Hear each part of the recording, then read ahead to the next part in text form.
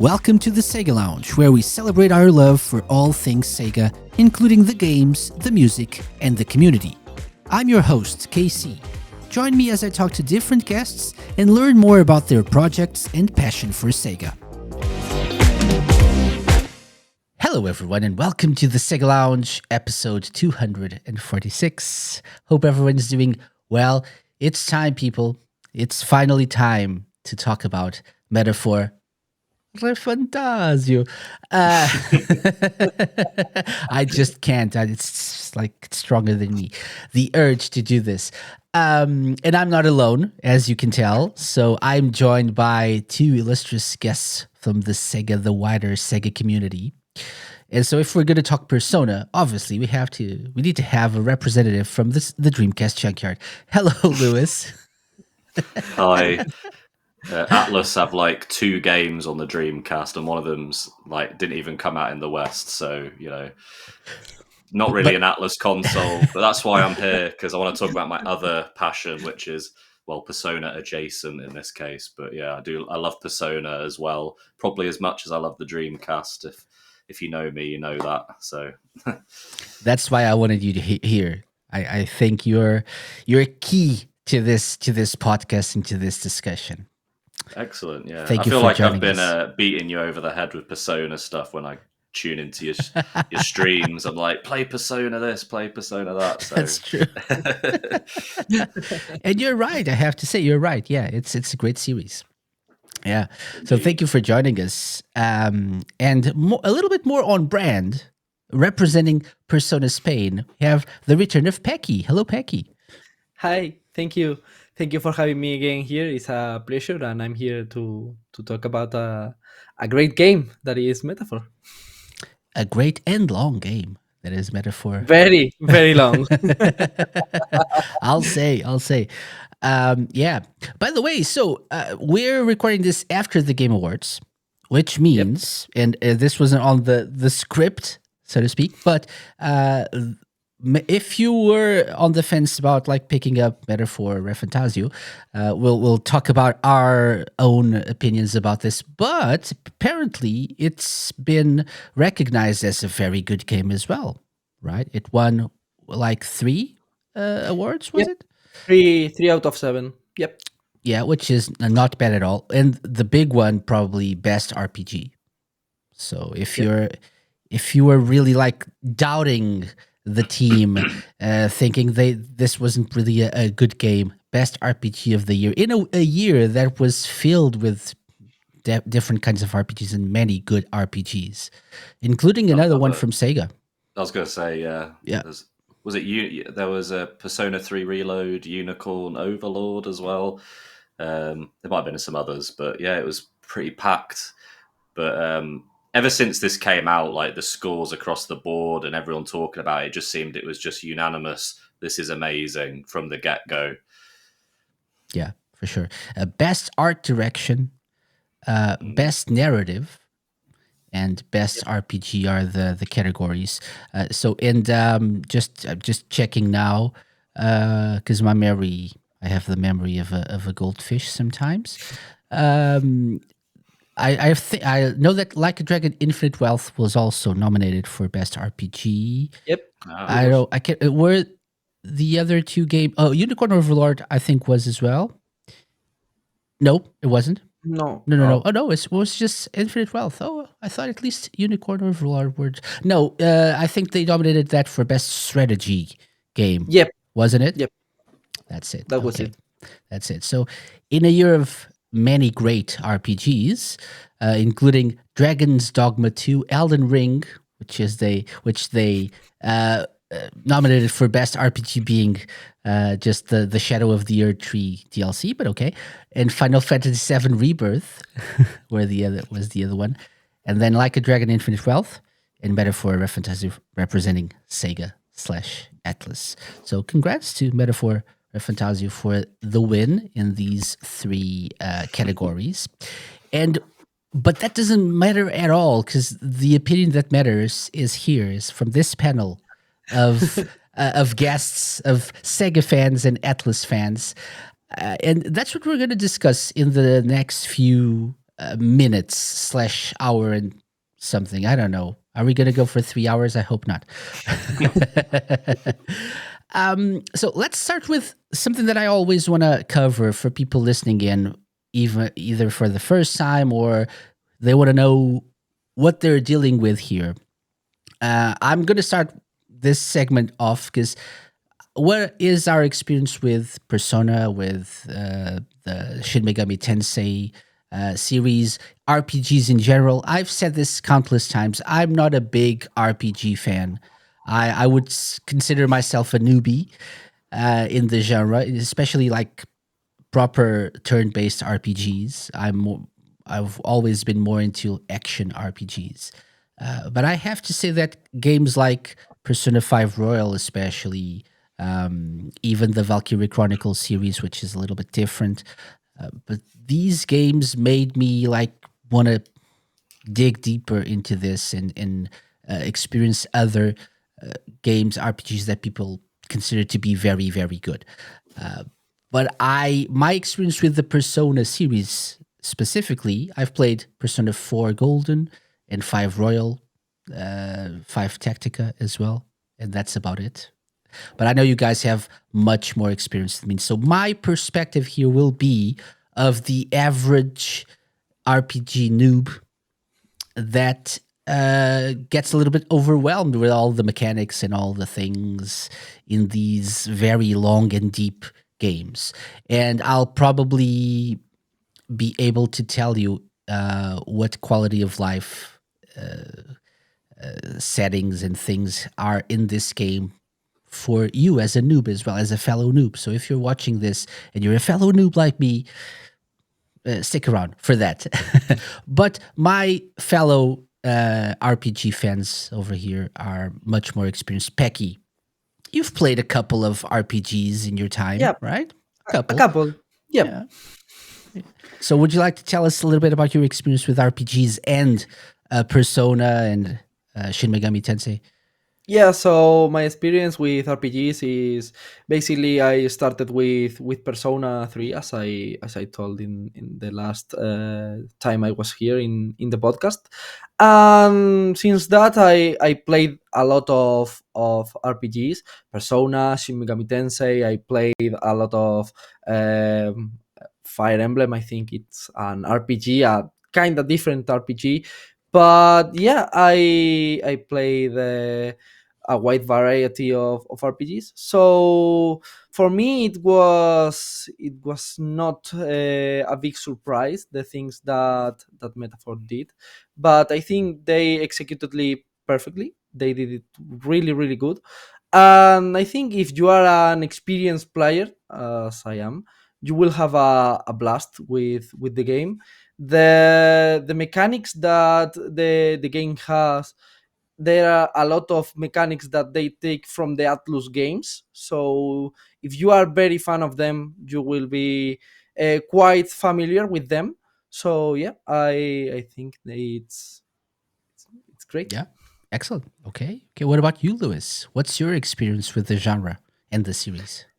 I was trying to remember the first RPG I played, and I think it was a game on PS1 called Guardians Crusade, which I think was known in Japan as Night and Baby. And it's like, I think if you look it up online, everyone says it's like a beginner's RPG for the PlayStation about this guy who has a little baby dragon with him. It's really cute. You should look it up. But yeah, I think that was the first one I ever played. And before that was like the first proper RPG, but I guess Pokemon is an RPG really. So those I played as a kid as well, like played all of those. And I think I discovered Persona around the time I was in college, so maybe like 18, and I was into a lot of anime, and this guy at a local shop, there it is, Night and Baby. Great game. For people watching the video version, there's footage of Night and Baby or a Guardians Crusade, right? Oh, yeah. I call it Night and Baby because the name just was cooler. But it's easier to remember.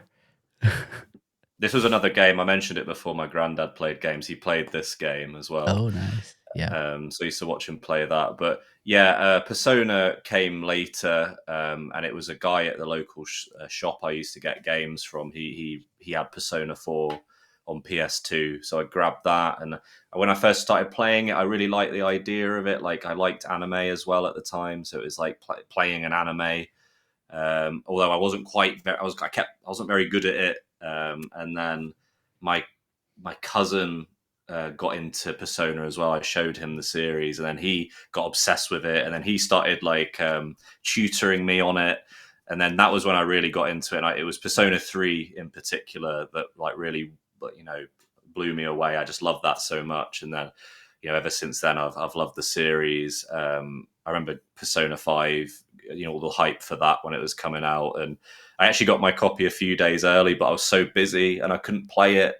I mean, how rubbish is that I had it a few days early and I couldn't even play it? Yeah, it just arrived early in the post. But so when this came out, I was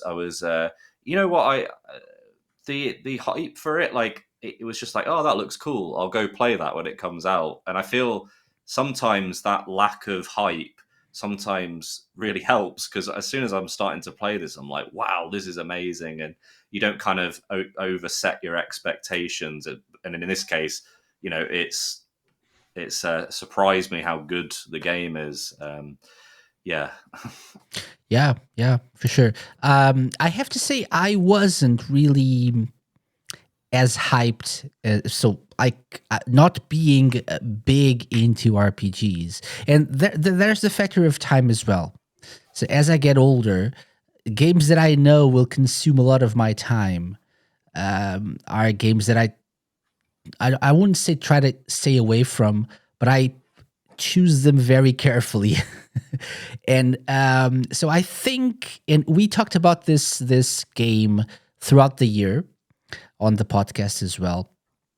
And when there was news, like a new trailer or something that came out about this game, I talked about it, and I never really was that excited about it. I think it was around like Gamescom time that I really felt like this was probably going to be something special that I really wanted to try. But then the Sonic X Shadow Generations came, or was about to come out, and so I decided to go into that first, which would be a more brief experience, and then dive into this one after. But I have to say, and moving on to the overall thoughts about the game, it took me a while to really get into it, more than with Persona 5. And I think that's probably my fault as well, because I think I'm in the minority here of people who probably don't or prefer the Persona like setting, like modern world, real world setting. I more. agree. get it. Oh, really? Yeah, I love it for the same reason I like Shenmue. It's like real life, but it's a very escapist, isn't it? Like the way you get to kind of live what is effectively a real life, just in this virtual. Fantasy's never really been like a thing that's always been at the top of my playlist as far as game settings. But yeah. I agree. Yeah. Oh, well, I thought I was in the minority. I don't know. What about you, Peky? Were you excited about the setting of the game or not really? I think here I am on the minority, because I was really expecting huge things from an Atlus game in a fantasy setting. Mhm. So I was very eager to play it. And yeah, I really like the fantasy settings. I mean, some of my favorite saga from video games like Dragon Age or Nier are fantasy. So yeah, I was really hyped to see that Atlus was going to make a game in a fantasy setting. Okay. Yeah, I think you're in the minority here, but in Yeah. like in the whole wide world, you're in the majority, I believe. 'Cause Yeah, I think so. that's what I was hearing people say. Oh, I'm really excited about a Persona game in a fantasy setting. Yep. Yeah, I think fantasy and RPG are one of those things that go hand in hand, right? Mhm, And mhm. Persona, in a way, is quite different. I mean, the original Persona was before that. Shin Megami Tensei, is it If the one that was in the school, whatever one that popularized? We're going to have an RPG in a school. Mhm. That was quite unique and a big selling point when it came out. You know, there's an RPG in the real world, and yeah, so this is kind of interesting how they've gone full circle back to Yeah. the fantasy. And yeah, I don't think Shin Megami Tensei it's more kind of dark and post-apocalyptic a lot of the time, or in the case of Persona, in the real world, and then something probably blows up and there's like, you know, demons everywhere anyway. But yeah, so this is interesting how it's like finally they're going to the traditional RPG Mhm. setting. Yeah. Yeah, for sure. Yeah. Yep. And that's probably, I never thought about this this way. The fact that I'm not really a big like fantasy kind of person, maybe that also put me away from most RPGs. Now that you think that you mentioned that, maybe that Yeah. was part of it as well. That said, that was something that like I wasn't really excited about the setting. I was more excited about like the gameplay and what they were, and the story as well. I knew the story would be good, but what would they like come up with to make this interesting for me as well? So that's part of the reason why I think it didn't click for me until I was a little bit more into the game, like in the later hours of gameplay. One thing that I will say is, without spoiling, we're trying not to spoil things here, by the way. So if there's anything that we think deserves to be mentioned that we consider to be spoilers, we'll probably leave it to the end of the episode, and then we'll give you a warning. So if you just want to keep listening to like our overall thoughts and things without being too spoilery, feel free to. And then at the end, we'll give you a warning. You can move away and play the game and then come back later. But without spoiling anything, I haven't finished the game yet, but what I've played, I've enjoyed. There are some twists and turns which are mandatory in this kind of game, I think. And I find it quite interesting how Persona like this is. So this truly is Persona, right? In terms of like the concept, not whatever else we do. We'll talk about gameplay and everything, but like the concept of like the archetypes that are like buried deep into your heart or whatever. It's always the heart, right? So like ripping off your heart and unlocking this hidden power that we all have, and like it's like more like a psychological thing. So it's the same thing as the personas. Even some of the magic attacks are named, I believe, from what I remember, the same as people who've played Persona will recognize from other Persona games. So it is interesting that they like took the concept of the Persona games and the Persona series and just changed the setting. However, it's more of an open. It's not an open world game, but it's more of an open game in terms of like you can roam the cities. There's more freedom in that. There's like the blade riding thing that you can ride on a blade on a sword, which is nice. Like traditional RPG stuff, right? Riding a sword. Yeah. Yeah. Turning Typical. the game into a Tony Hawk for a moment. Yeah. Exactly. Yeah, Tony Hawk. You know, you need to just pack it up, mate. Like, Magic needs a Tony sword. Hawk. Yeah. Even when you get off the sword, you do a little kickflip. So Yeah. totally, Yeah. totally, 100% RPG stuff. Yep. Typical. Nothing surprising here. There's even at least one segment that I've reached so far that you can use your sword and ride your sword in the sky. So like basically to jump from a a place in a ship to another as well. So there's like a more Tony Hawk like segment in terms of gameplay as well. Typical fantasy RPG stuff. Yeah. Yeah. So overall, guys, as big fans of the series of Persona, did this? I don't know what are your thoughts. Basically, let's go with that. Were you surprised with anything like when you started playing? Was it like, were you like, okay, I think the hype's too much for this. It's not worth it. Or were you immediately hooked? Lewis, let's start with you. Yeah, so I actually played the first section up to the mines twice because at the beginning it gives you the option to name your character and then name yourself as like the player.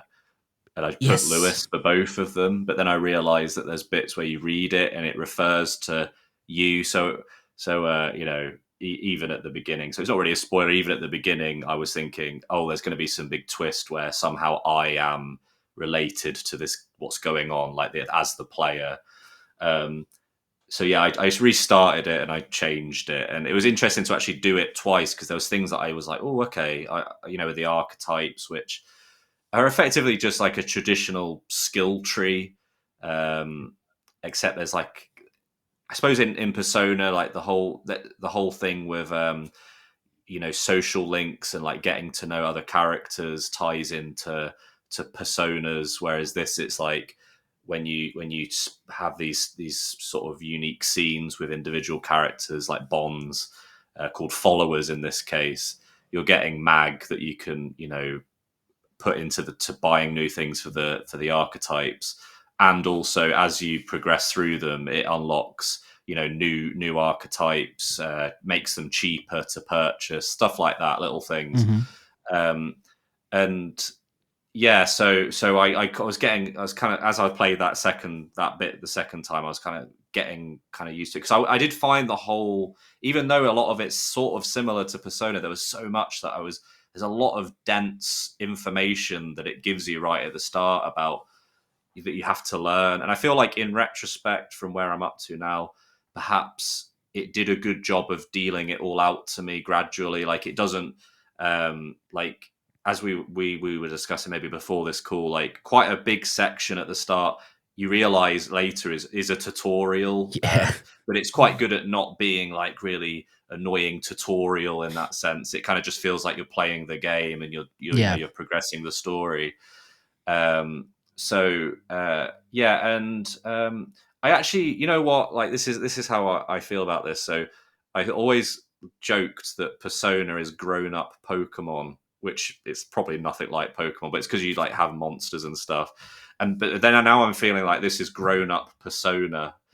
Persona was like something that I discovered when I was a teenager. Now I'm an adult, and this is like more like serious. And to be fair, Shin Megami Tensei has grown up Persona, really. But yeah. Yeah. But I think, just sorry to interrupt, but I think picking up on that, it is like grown up Persona and even probably grown up SMT, because the themes it deals with. I'm not saying that Persona, for example, Persona 5 also deals with some of the themes that are discussed here, but this goes more in depth, like of what is a fair society, what makes a country or a kingdom fair to all its inhabitants, what makes a ruler popular or fair or good, right? I actually have a quote here from myself. It is my own quote. I put Fancy. Persona explores the individual psyche of people. Like there's a lot of stuff to do with like mental health and how people feel, whereas Metaphor explores the dark side / the ills of society, particularly surrounding inequality and class hierarchy. Like even in like the followers, compared to like the social links, like in a social link in Persona, it might be dealing with like a character's struggles with, I don't know, their family or friends or things that they're growing pains, that kind of thing. Whereas this is like when you're doing a follower, it'll often be about there's this thing that is wrong, and I want to overcome it. Like, someone's being mistreated, due to like a, because of their tribe. There's a lot of things we'll get onto about tribes, but yeah. So I noticed that was a big difference between. It's less of an individual issue and more of a systemic issue. Absolutely, that's being dealt with. Totally. Yep. Yeah. Okay. Nice. Peky, what about you? First impressions, overall thoughts? Yeah, so my first impressions of the game were I was totally hooked since the very beginning. I had the opportunity to try it on Gamescom, and when I tried it, I got totally hooked because it was really familiar to me. It was really familiar to Persona. It was quite similar to Persona, but it has some things that made you want to dig deeper into the game to learn its mechanics, its combat. So yeah, I totally got hooked, and when I got it in my home, I I booked vacations on my job so I could play it for a week straight. So yeah, I think it got me. That's a good idea. Quite hooked. Yeah, yeah. So yeah, it got me really hooked. But when I got it in my home, what I thought was grown up Persona, I discovered it was not only that, but also got things from SMT, got things from Soul Hackers. So I when I finished the game, I thought that this was like a love letter to all the Atlus series.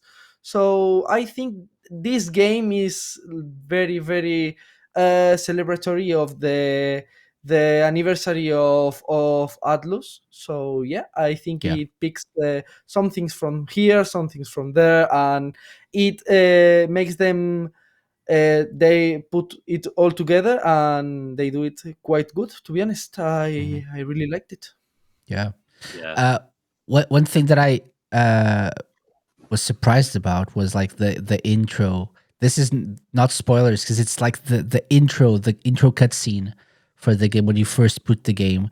And this already sets the tone for the whole game, right? Like the more grown up stuff. And even this, I was very shocked about like how graphic this was for like your first introduction to the game, right? Like the king is killed, and it already sets. You don't really have to wonder who your main antagonist is from the get go, right? Beautiful animation as well. This is really quite, beautiful, quite graphic, but really beautifully done, right? My wife, I think I accidentally left this playing, but because I didn't start the game quick enough, and she was like, "I thought, are you watching a film? I thought you were playing a game," and I was like, "Oh no, this is just like the opening cutscene." Yeah, it's amazing. So it does a really good job at like setting the tone for the rest of the game and like different classes and what the powers behind the kingdom and the different classes and stuff and all the struggles of the people as well. You can tell there are many interests at play here, and that also helps you understand what the game will be about and the story will be like going forward. That said, do you guys think this is, from what you guys mentioned, I believe you do, but do you think this is like the culmination of, at this point, decades of RPGs and fully grasping what a good RPG is supposed to be and what works and what doesn't? Is Metaphor ReFantazio the culmination of that? Like the I would say the perfect, but the near perfect RPG, or the perfect RPG for our time? Interesting. That's a really good question. Because it's being heralded as that, I think. by even like games media, games journalists and stuff. Yeah, so I think the game has its flaws, as every game. I don't want to delve a little bit into details, but yeah, if we put aside that flaws, I think it really captures what a great RPG should be. So yeah, for me, I think it is. Okay. I think that is a really difficult question, so I don't know if I can answer it all today. It might be what I have to go away and think about, maybe I should have thought about it prior to this. But I will say that I think the story is as we were saying, RPGs and fantasy go so hand in hand. It's such an accessible story to someone who is more kind of into traditional RPGs, even role-playing games in the original sense, drunk Dungeons and Dragons, that kind of thing, but it has that really great Atlus twist. They always have a really unique way of doing things. And so yeah, I feel because Persona, it's if you're not into high school anime kind of hanging around with your pals, whatever you do in that game, yeah, this is more kind of serious. And for me as well, the storyline is so not to delve too deep in that direction, but I think the storyline is quite it really hits you, and kind of reflects a lot of stuff that perhaps is going on in our own world regarding society and stuff like that. And it really does a great job of not pulling any punches. So I mean, literally, the guy you play as is the tribe he belongs to is called Elder, and the interesting twist, I think, is that he his tribe are people who just look like normal, like us, whereas all the other tribes, they have horns. Some of them have angel wings. Some of them are little kind of squirrel-looking creatures. And his tribe is the most, discriminated against because he just looks like he doesn't have any of the discerning features, and just little twists like that. I love that the big horrible mutant creatures are called humans as well. That's quite funny. Exactly. And there's just so many things with each character, the thing, for example, there's a character called damn, what's her name? The little girl that's Maria? Maria, that's it. Thank you. Maria, I was saying how great she is as a character, but she has things she's she's like a mixed. She's her mum and dad were from different tribes, and she gets the stuff that people say to her in these cutscenes, and it really doesn't pull any punches, like I say, about kind of trying to message the kind of the horrible things that are going on in this society. And it really makes you feel as the main character I want to make this better. And I think it is really good at that. Yeah, for sure. Yeah, it's really deals with not mature in terms of R-rated or anything, but mature themes in terms of it's like a grown-up game. It's a grown-up story about things that happen in the real world. It makes you think, right? What really makes a truly fair society, how to deal with all the illnesses that affect people, not just physical illnesses, but societal illnesses, which is the bigger theme of this around this game. And you're right, the narrative does a really good job at expressing all those points in a really in a way that makes you think and makes you it's impossible not to draw any comparisons to real life stuff. Right? Totally it's impossible. Really, although they say it wasn't inspired on anything that's happening in the real world. I mean, come on. By the way, we in Persona we have the Velvet Room. I don't know. We probably have something similar in Shin Megami Tensei. I haven't played any of the games. Yeah, in Shin Megami Tensei is the Cathedral of Shadows. Okay. Yeah. Okay.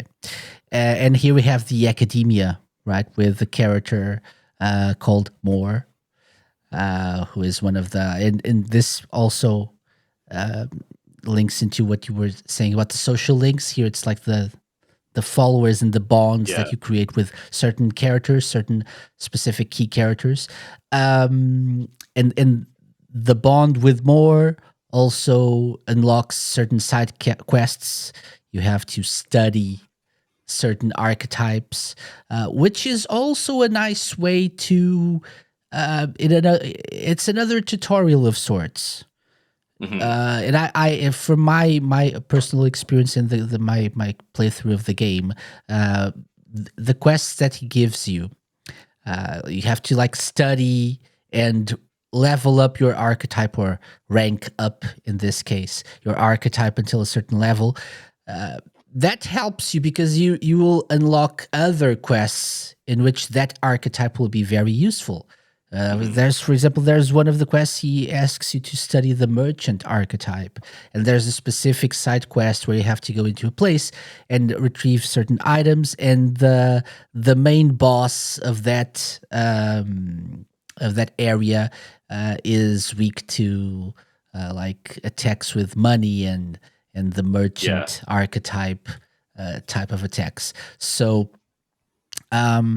it's interesting this way of doing things, and you don't have to like behead any other personas to level them up or fuse them or whatever. So this is less gory than Persona in that regard, but Yep, everything else, I think it's a little bit more quite graphic more. and gory. Yeah, Like the yeah, humans totally. are They, horrible. yeah, they thought, well, let's make a trade. We are not going to kill the archetypes, but we are going to kill any other character from the most brutal ways we could Yeah, imagine. But yeah, yeah, as well, yeah. And like the humans, like the monsters, the big monsters here. There's a specific one that really troubled me. That looks like a I think, baby. yeah, That was really, I really knew. troubling. Yeah, And even the whole story behind it, like the way they explained that, it's a really sad story as well.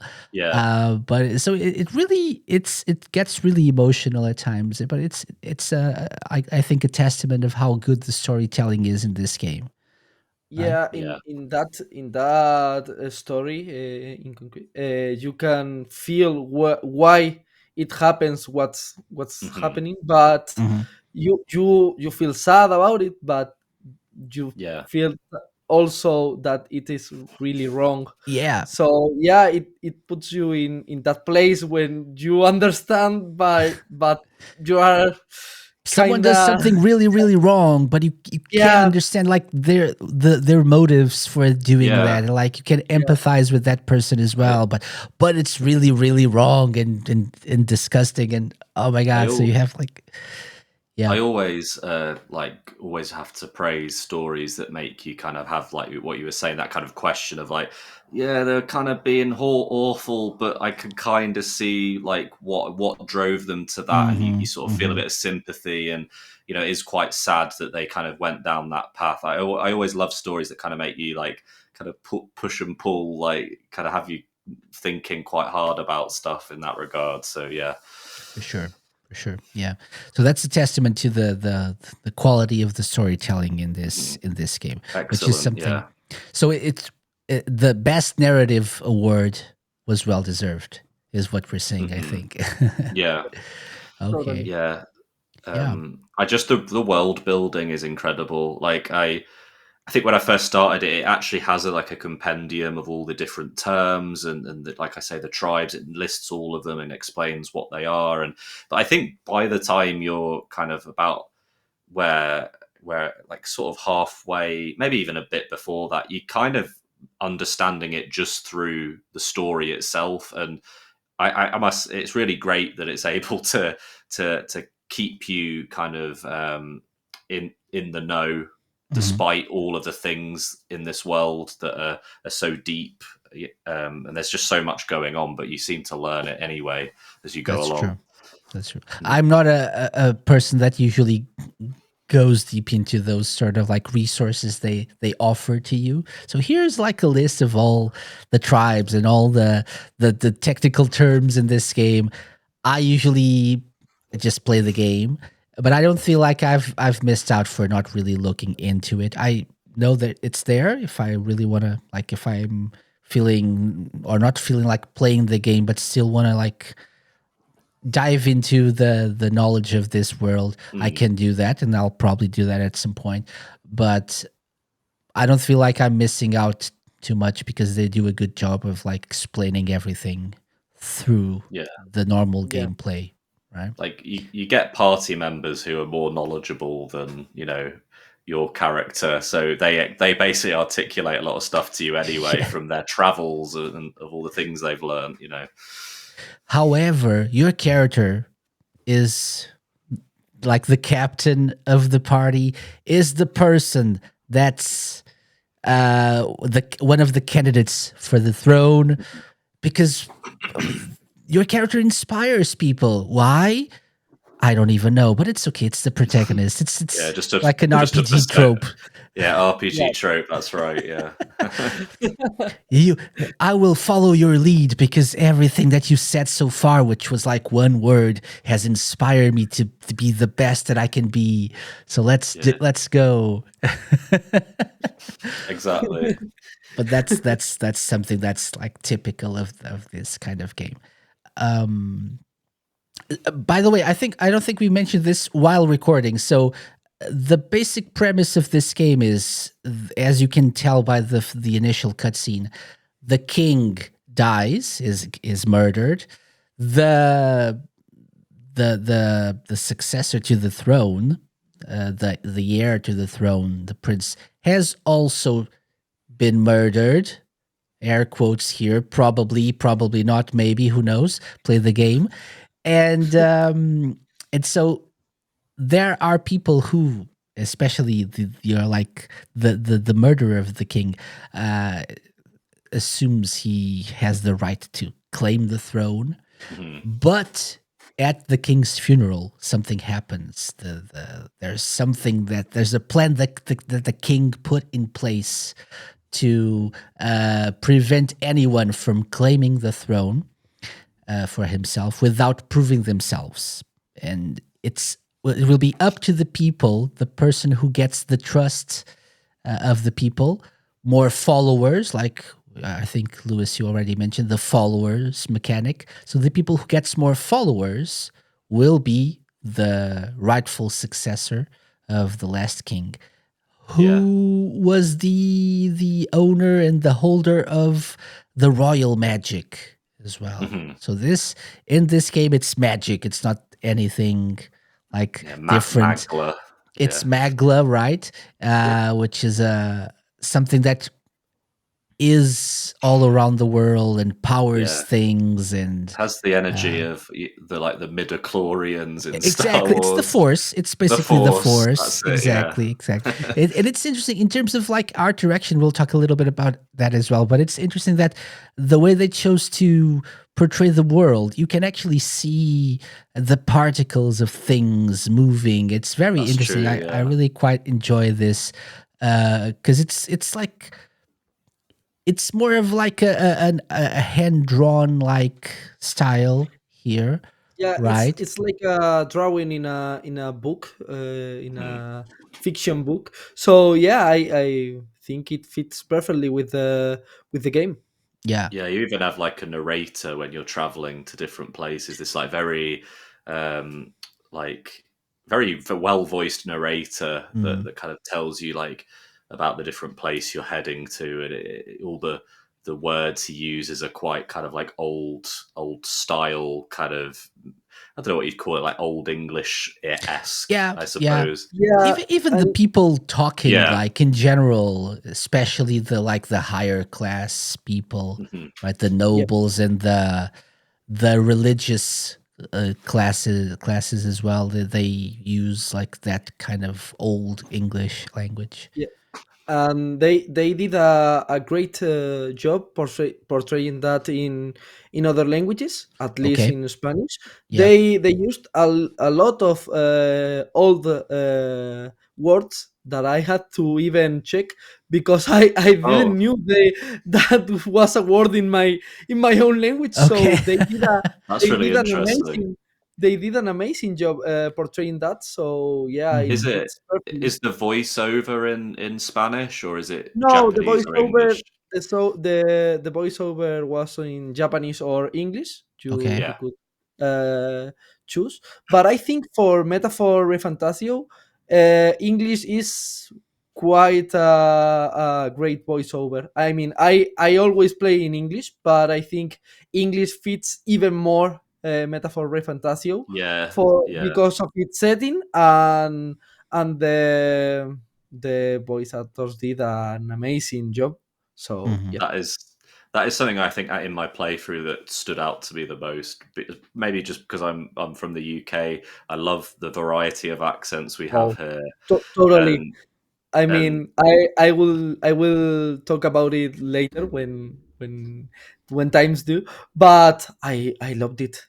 It's amazing. yeah, We just could talk hearing, about it now if you want. But yeah, I was actually going to ask you, Lewis, because I get the feeling that whenever there's a game with like a fantasy setting, set in a castle, British, right? kingdom, it's always Yeah, British English. But then they hmm do a terrible job sometimes with like the kind of accents, and you can tell that they're even not Brits doing them, or even if they are, they're like quite campy and like quite stereotypical. And here there's a wide variety of accents, which is very interesting.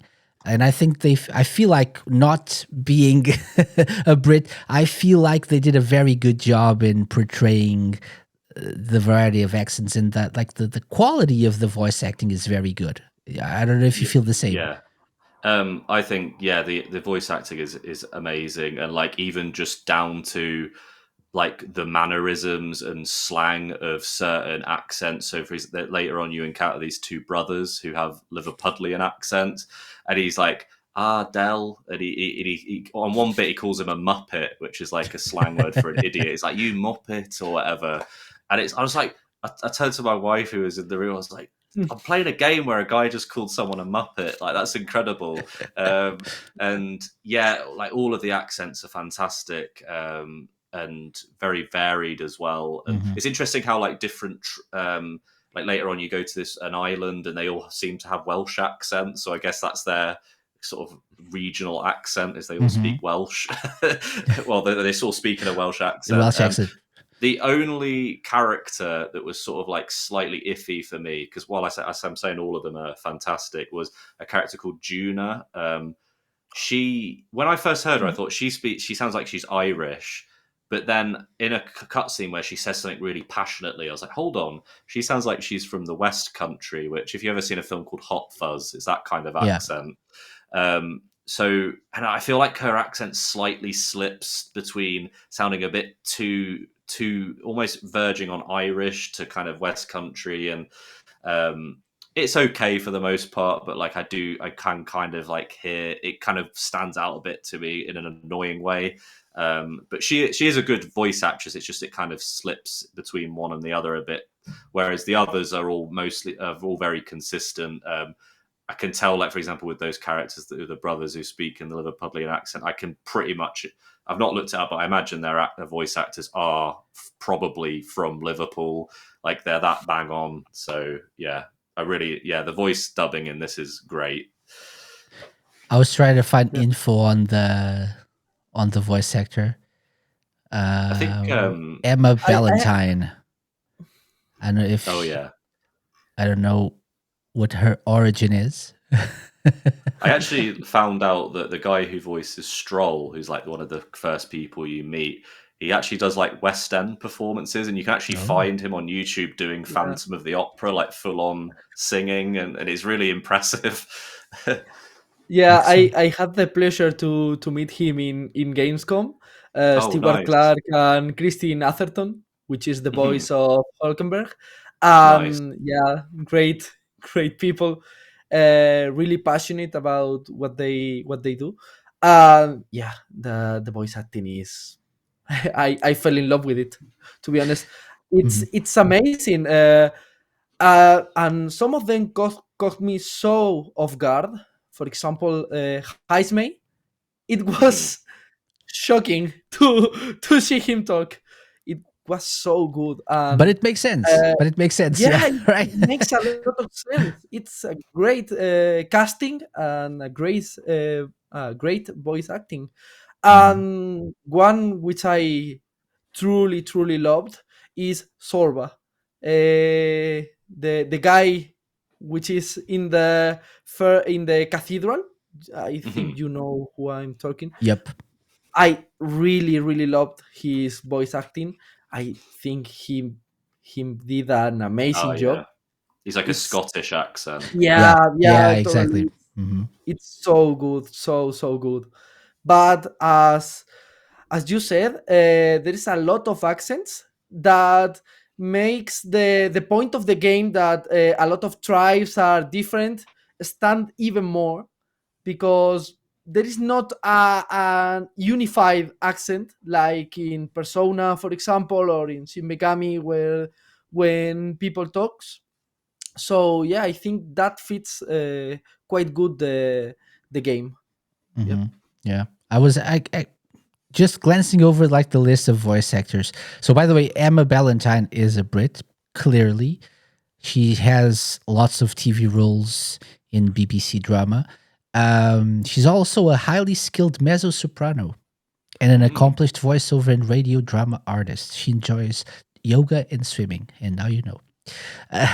But it looks like they used people with the actual accents, not people like imitated or Yeah. making the accents without being like they're English voice actors mostly. Yeah, and which is one thing to nice. add on is actually like, for example, like Stroll and Hulkenberg. Like Stroll comes from nobility, so he has quite a posh British accent, whereas someone like Katharina, who is her whole thing is that she's come from like a hard life, and so she has like what like what sort of like an East End accent, like a London like a working accent. class. Yeah, exactly. More like, yeah. So they've even gone as far as to give specific characters like accents that may be more associated with like a working class, areas in the UK.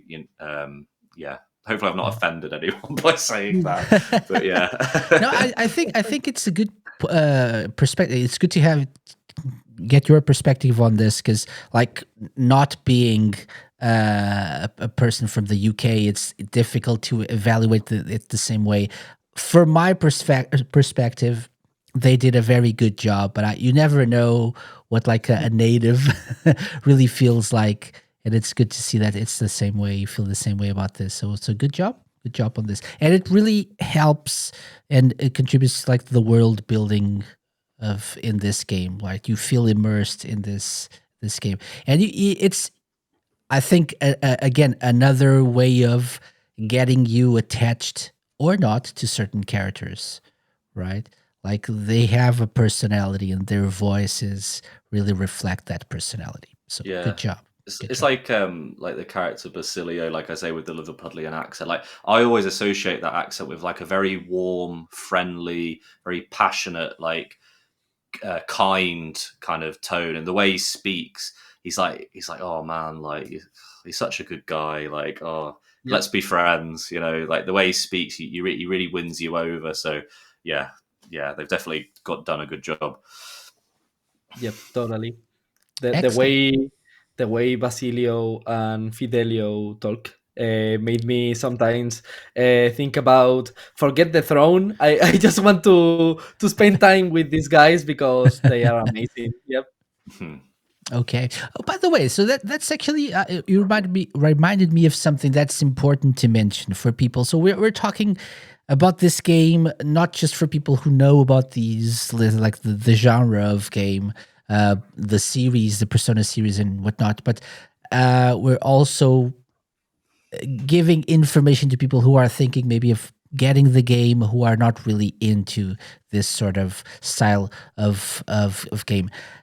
There's a mechanic in Persona, so it's like their time based games in a way. So you have a calendar, you have certain deadlines, you have like time limits to perform certain tasks. You get a quest, and you have until the end of a month or whatever to accomplish your goal. You can get involved in other side quests. You can strengthen your bonds with your other party members and followers and stuff in this game.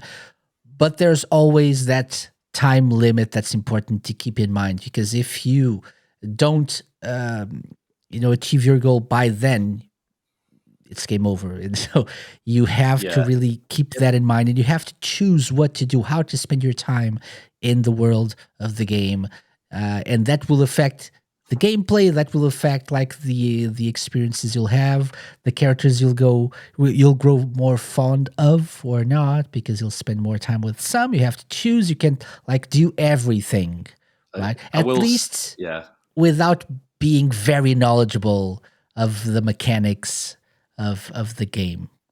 But yes, I will say in regards to Metaphor that it feels so much less intense as far as like time management. And this was, even a friend at work, I was telling him about Persona, and he was like, "Oh, I don't really like the fact that you have to effectively manage your schedule." And in, especially earlier Persona games, it's like there's stuff where, often the time you'll finish the game and you won't have been able to get in all of the social links, and obviously that's quite a big thing I enjoy. So you do kind of feel a bit like, I didn't finish everything.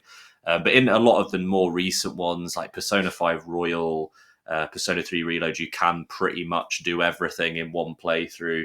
And what I noticed about this is that even like the followers, like there's less ranks you have to get up. In Persona it's usually 10, in this it's 8.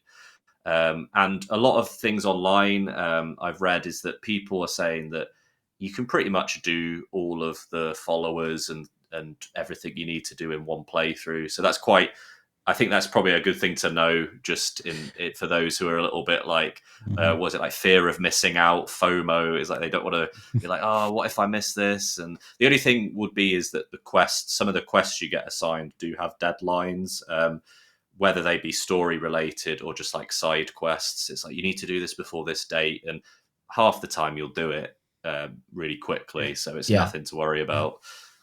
I feel like that's even more true the more you progress through the story, because at the beginning I feel like there's more of a pressure to like you got to do this fast, and you have to level up a little bit because you have obviously like the big quests always involve like a boss fight and fighting stronger characters. So if you really want to be ready for that, you have to spend some time like completing side quests and stuff.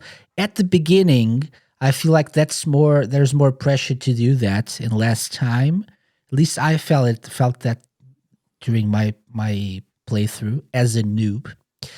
Reminder. But then as you progress through the story, it gets easier to manage that, I feel. I don't know, maybe that's just me. Yeah, totally agree. The more you play and you get into the game, the more time you have to do the things.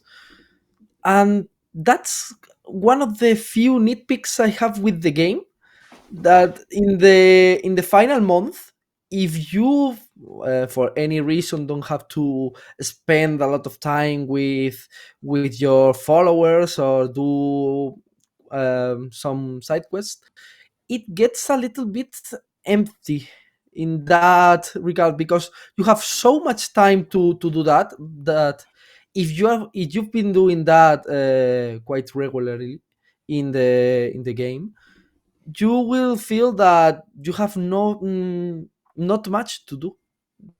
So yeah, they are not as strict with the timing as they were in Persona 5, for example. That's for sure. But I think they went a little bit too much in that final month, for my liking. Yeah, I think that taps into what I was saying, is that they've obviously tried to make these kind of games More accessible. like I say, you don't have that I suppose it's that thing about a lot of. I've realised recently, is a lot of companies go for this thing where they're trying to avoid player frustration, and there can be a bit of frustration in like you completing a game and you're thinking, oh, I've not done this, I've not done that. But I remember in Persona 3 Reload, I think towards the end, is there something more boring in a Persona game than coming back to like where your house is in the game in the dorm, and then the only option you have, because this happened multiple Sleep. times, is go to bed. That was it. That's all I had to do.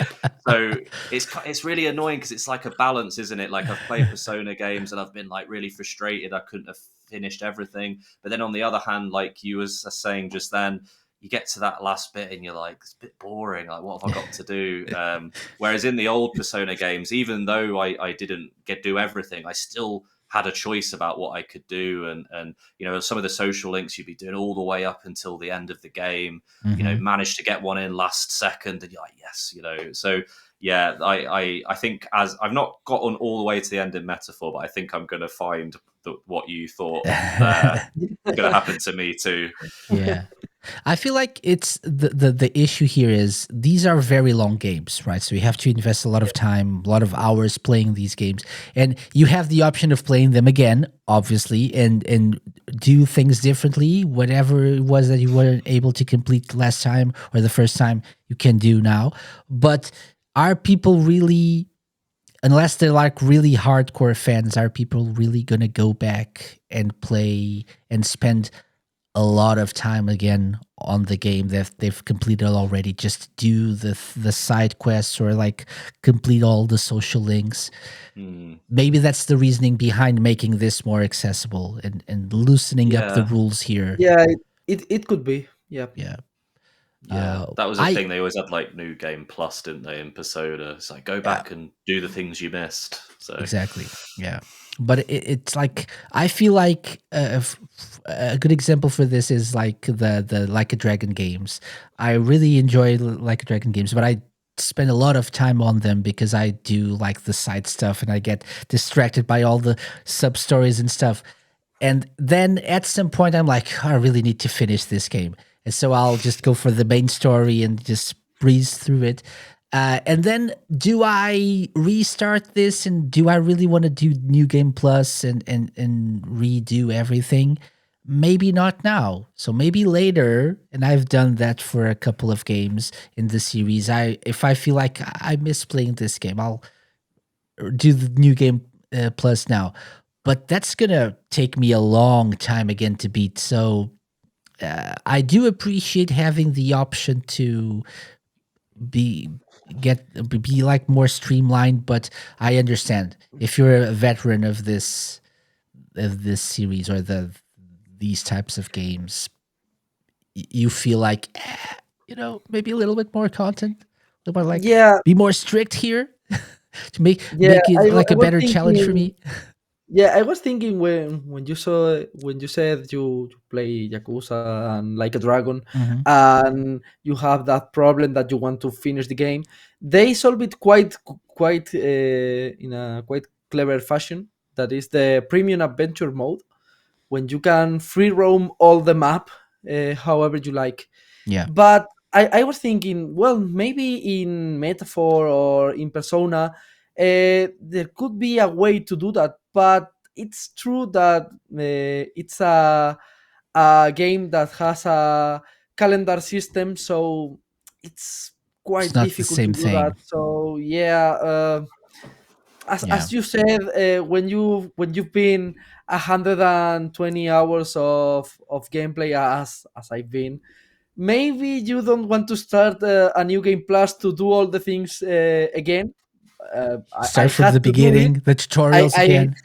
Yeah, I had to do it because, as you know, I do guides for the game, so I'm on my second playthrough. But I understand that for someone who's casually playing or a hardcore player, but that doesn't have a lot of time, or I just want to play one time and then get to the next game. I get that is a hassle Mhm. don't have a lot of time, a lot of free time in the last month to get everything done.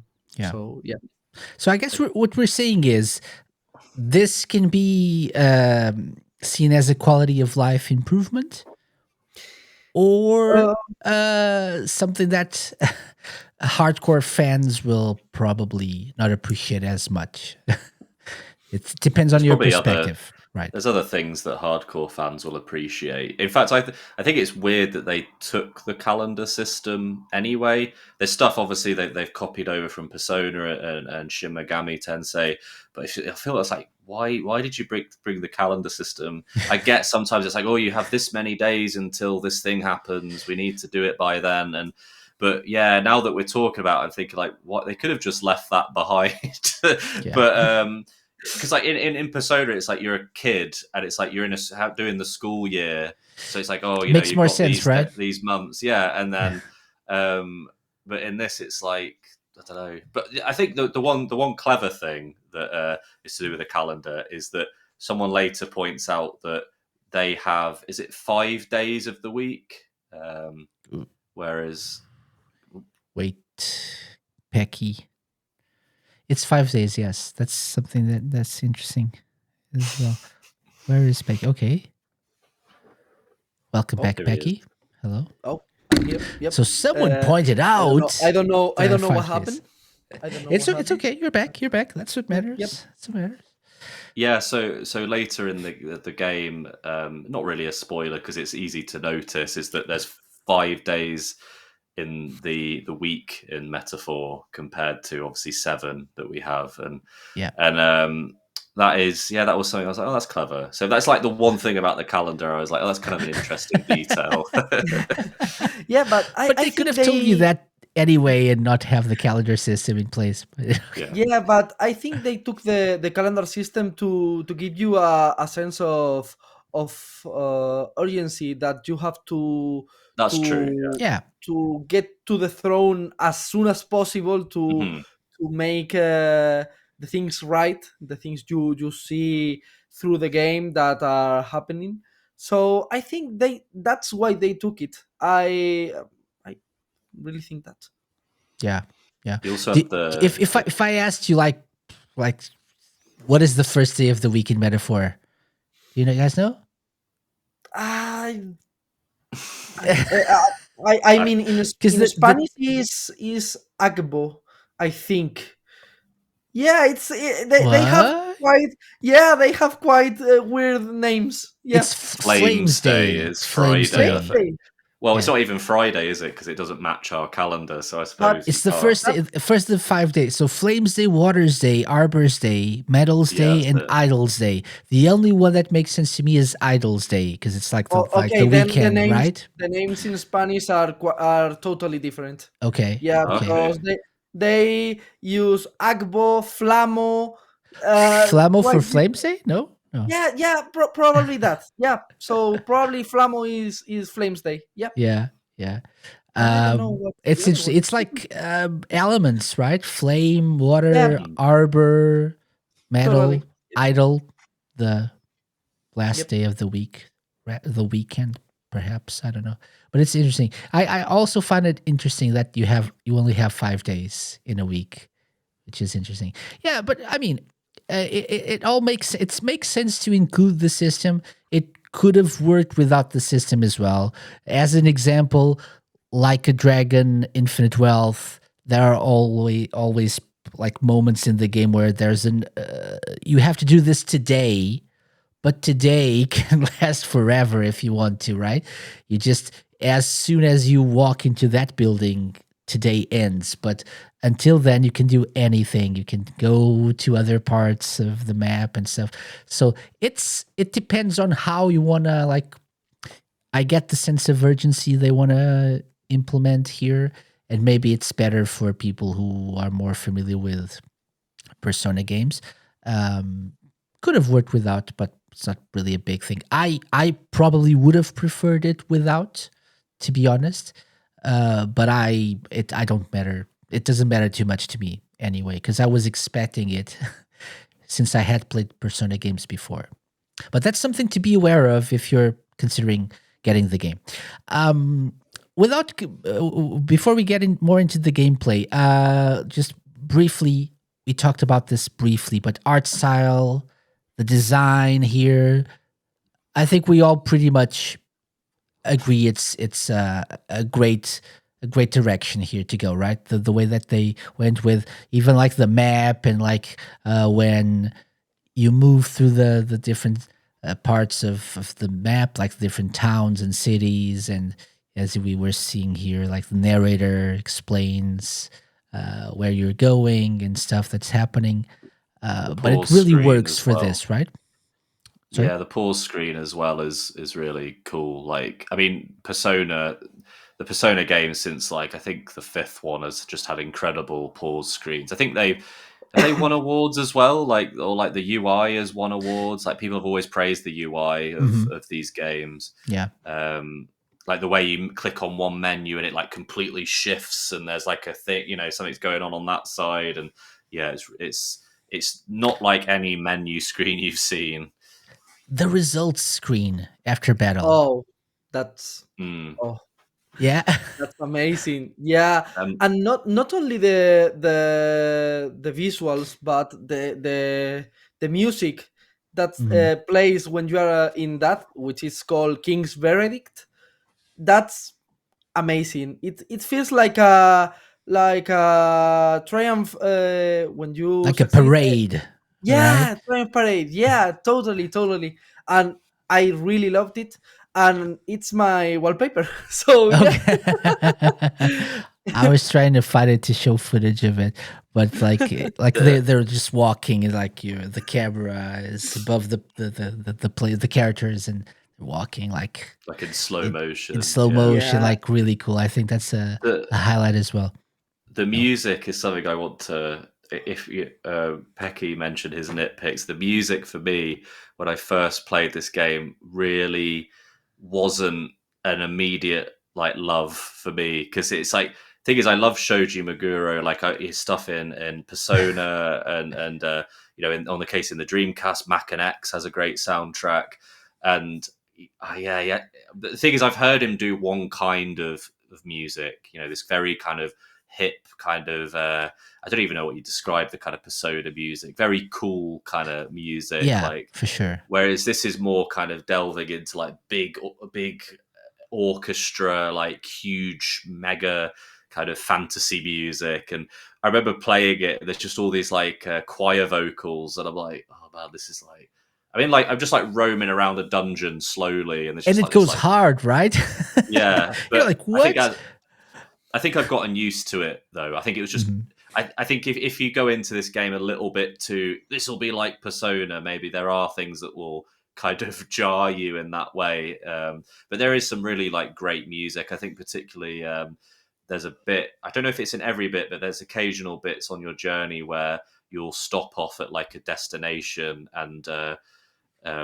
You'll get a little painting for the girl Maria back home to give to her to show her your journey, and the music that plays, I don't know if it's in all of the scenes, but there was one where you're looking at like this sunset and it was like really pretty music. I was like, oh, that's brilliant. I really liked that. So whatever that track is, that's a good one. But yeah, some of the big intense choir at the beginning, I was like, whoa. I have a theory about that because I feel exactly the same. I now I can say I love it. It really fits the whole theme of the game, and it really makes sense, and it clicked for me. My theory is, you start, so the first really like big area that you visit is the capital city of Grand Trad. And the music for that city, I think it's like it would fit, or I in my mind I associate that with like a later stage in the game, in a game like this, like more epic and with the choirs and like going really hard, and it's really sometimes a little bit ominous, I feel, as well, which would fit something that would happen later in a game, in any game, right? The stakes are even higher now, and usually you start as like a happy-go-lucky character, and oh yes, and like the music is softer and like happier, and right? You really haven't really understood everything that's involved here. So usually the soundtrack reflects that. Whereas if you think about it here, the game is serious from beginning to end. Like even the main Yeah. character knows there's something. You understand that your character knows more about what's happening than you think at the first when you first meet Yeah. him. Like So maybe that's a little bit why I feel like at first I wasn't really feeling the Grand Trad theme. It's grown on me a little bit, but I feel like that's it. The other city themes and town themes, I feel like are easier to like, and it's. I now understand that it really fits the theme of the game, and it Yeah, fits with the art direction and the story and stuff. the RPG trope is that you start off in like a quaint little town, and then this, somewhere like Grand Trad is like you go there and everyone's like, "Wow, look at the big city!" Exactly, But you're exactly. literally there from like I think you run through a bit of a desert, and then you're there, and it's like, whoa. And I think in a way, it really kind of gives such a big impression when you first play the game. It's like you're at the big place from the get go. Look how cool it is, and there's all these people around you, and yeah, everyone's got like there's little pockets of conversation. It is really incredible to move through it.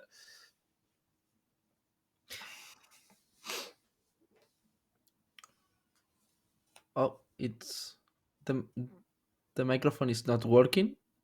Yeah, I can't hear you, Casey. Oh, Yeah. sorry, I muted myself. I was just showing the results screen here. Oh, yeah. Yeah, and so this is no spoilers. But yeah, so I think of the three of us, Peky was the most enthusiastic about the soundtrack from the get go, I believe. Yeah, totally. For me, it was love at first hearing in this case. But as soon as I heard, I think you haven't heard that theme, but it's Wings of Freedom. Is the theme you hear in the Gauntlet Runner, but not Oh yeah, the first one. Is the second one. That's the first thing I heard from the Metaphor soundtrack.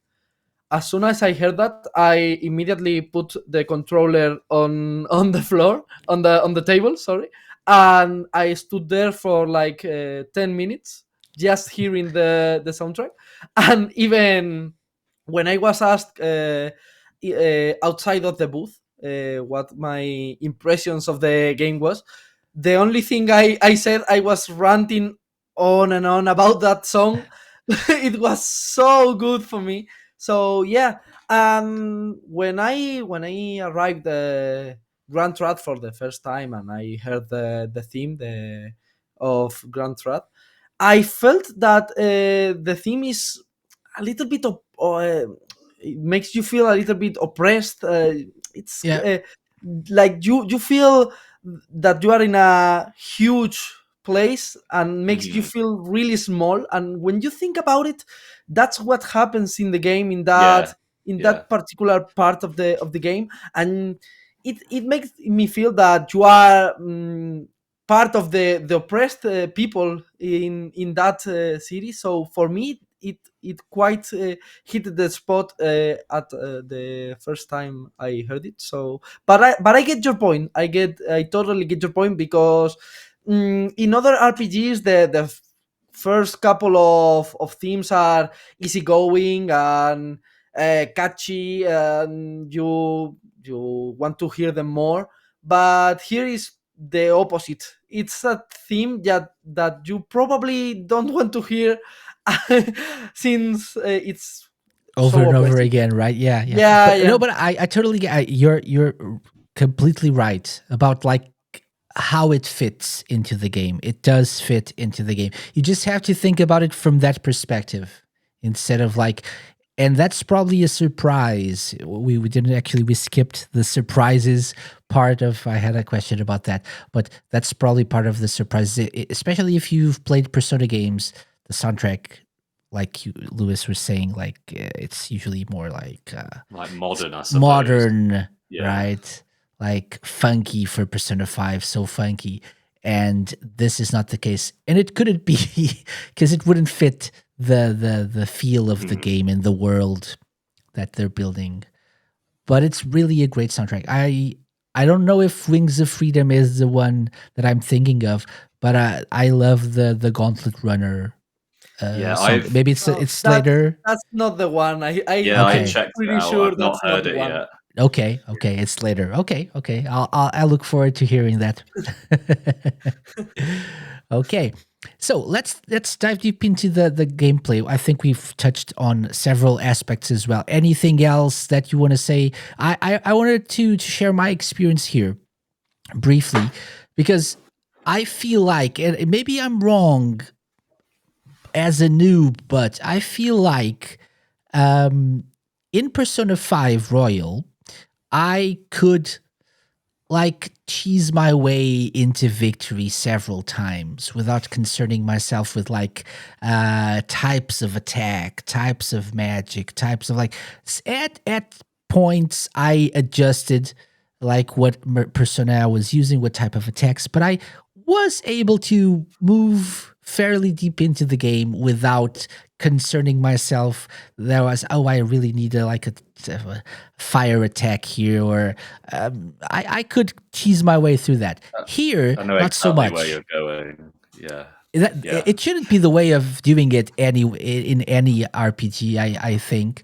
But here, I wasn't able to do that because it really emphasized the fact that I really need to learn how to read. Because for example, if you have a side quest or even a main quest, there is an informant you can go to, you should go to, and I think at some point you really need to go to, because I don't think you can advance through the story without going to that person and buying information from this guy who knows everything about the world of the game. And so if you have a side story, you have to go to a place. He can tell you what kind of monsters you'll find, what kind of attacks will work or not work, what kind of archetypes you should use for that specific dungeon. And that goes for the side quests and the main quest as well. And what I did was I glanced through it and I read, okay, you should use fire. Okay. And so I have a character that has an archetype, like a mage, for example. He has fire attacks. Let's go. But that's not just what you should do. You should also equip someone who can block certain types of magics. And so you really have to pay attention to the information that the game gives you, because it's not hard. It's just that if you're a noob like me, who's like rushing into the battle without preparing, without reading everything, you'll get crushed in a second. I had so many areas where maybe I had like these 4 people in my party because I wanted to, level them up. And then I go into a battle and I get absolutely like destroyed, or it's kind of like a bit of a slog, like I'm trying to attack and it's not doing much. And then on normal at least, I don't know if this is in the harder difficulties, you can literally just retry a battle by clicking, I think it's L3 or whatever. You can do it, yeah. Okay. And there's so many battles where I just changed someone out for someone else and I beat the person in like 5 seconds in comparison. Exactly. And you get really funny ones like what you were just saying, Casey, where it's like, this guy's weak to fire, but if he doesn't like people who are in the front row who are close to him. So I had Stroll who had like a physical fire attack as opposed to a long range one. So I'm like, but he doesn't do much damage if he's in the back row. So I'm trying to do damage from the front, but the boss then gets angry and it does more damage. And so you do have to. I do like though that it does. That's the thing is what I like about the informants is they give you information, but it's not just like hand holding. It's saying, look, this is what you need, but yeah, that you can take it from here a little bit. Yeah. Pay attention though, because the information is there. You just need to Yeah. pay attention and like use your brain a little bit, like to figure out Yeah, the, and the if stuff. you pay attention to that information, you can find ways to cheese some Okay. things. Because yeah, for example, I'm not gonna spoil anything, but there is an enemy that is weak to fire, but also attacks you with fire. So if you know he's going to attack you with fire, you can repel fire. So his attacks Nice. goes to them. Yeah. So you can if you pay attention to the details, you can find ways to cheer some enemies. There's always a way. Yeah, for sure. You just need to get familiar with all like the different types of attacks and stuff, and all the different kinds of magic and things, which is something that I'm still learning about. I learned a lot from playing Persona and other RPGs, even like a Dragon Infinite Wealth and Yakuza Like a Dragon, the two RPGs in the series, also help you to learn a little bit about that. But those are kind of different, right? They're on in its own like lane, different. Here, you really have to learn the ropes of playing a turn-based RPG, like a traditional turn-based RPG. Not saying that that this is like an old school traditional RPG, which is not. There's like a lot of quality of life improvements and things that help you. One thing that I really appreciated, for example, that it isn't even in like a Dragon Infinite Wealth, is the fact that you can go into a dungeon, and if the enemies that you find are weaker than you or your party, you can just like attack them outright without going into like a proper battle mode, right? Like the battle screen. And you can actually see them on like some like older RPGs, which is nice. So you can run past them if you really want to. Although I will say they do manage to get you quite a lot of the time, even if you are trying to run away. One thing I think, just regarding the battle system, that I wish I'd kind of done a little bit earlier, although I've managed to catch up, is, well, there's one thing I'll give out, a tip I'll give to everybody. Do not exchange mag for coins. There's no point. You'll get money, loads of money. But mag is like so vital and so important, and you need it for archetypes. And that's the thing. I think archetypes are more important. Obviously, like, it gives you this whole thing about how important they are, but I think not until later on I realized that you really need to be studying all different archetypes. Because the main thing is, and this is why maybe I wish maybe it signposts it slightly more in the beginning, is you'll have like an archetype you want to go to next, but you need this archetype to be level 20 and that will level 20, and then this person's follower will be this much, and so there is, like, definitely try and study all the archetype. Well, I don't know, like, I will admit I cheated slightly. Like, I looked online, what are the best archetypes, and they were saying if you study this and this, then later on you can do this. And maybe just be like me and be a cheat and just go on Persona Spain and get a guide. If only there were someone working on a guide Exactly for us. Yeah, but that's it. That's a very good advice. Also, I wouldn't consider this a grindy game, but don't try not to skip all the enemies. Like, try not to run past all the enemies, because you need to level up as well. So, and if you don't do battles, it's like you won't be able. There are ways to level up with certain items that you can collect, but it's not really that much. The best way to level up is to win battles. So do that. The archetype system is a good shout as well. So as you can see, if you're watching the video version, there's like a skill tree system like screen, and you can see the different like hexagons with which represent the different archetypes, that you will unlock them as you move forward, as you meet new characters that you bond with.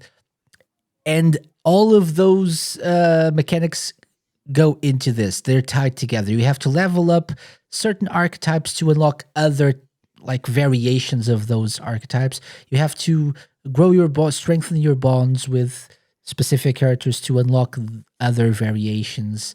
And so it's all tied together. So you really need to do a little bit of everything here, which I believe is a good way to make you understand that you also need. You can't go just rush into battle or rush into like the next main quest. Spend time to talk to people, to know your followers, and do side quests as well. So yeah, Peky, what can you tell us about your thoughts on gameplay here as a veteran? Yeah, so gameplay, as I said before, I really liked it because in terms of gameplay in the fighting, in the battles, they took the press turn system from Shin Megami Tensei, which it's quite punishing when you make a mistake, and you Pissed off about it, instantly, yeah. yeah, you instantly regret it. For anyone who doesn't know what the press turn is, when you do an attack, if the enemy blocks the attack, you lose 2 turns instead of one. And when the enemy repels the attack, you lose all the turns and your turn ends there. So, yeah, it's quite punishing, but that applies to the enemies as well. So, you have to think strategically with a lot of calm and make a good strategy. And I really like that. And as you talked about it, if you are quite leveled up, you can avoid those battles and just attack the enemies in the dungeon and kill them in the spot. I think that's a great addition to the system because it makes the game more agile. It makes it feel uh, quite better because sometimes when you are in a dungeon and you are stepping into every single enemy and doing battles with every single enemy, it can get a little bit tedious. But with this, Yeah.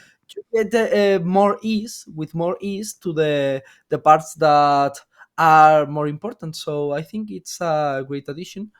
And yeah, I the archetype system, I think it fits quite good. You have to you you don't have to, but you have a lot of margin to experiment with it and Hmm.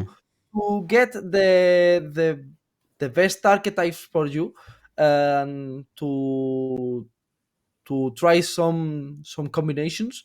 And the archetypes synergize with them. With your companions have Yeah. an archetype that probably synergize with yours. So that's another strategy thing you have to take in mind.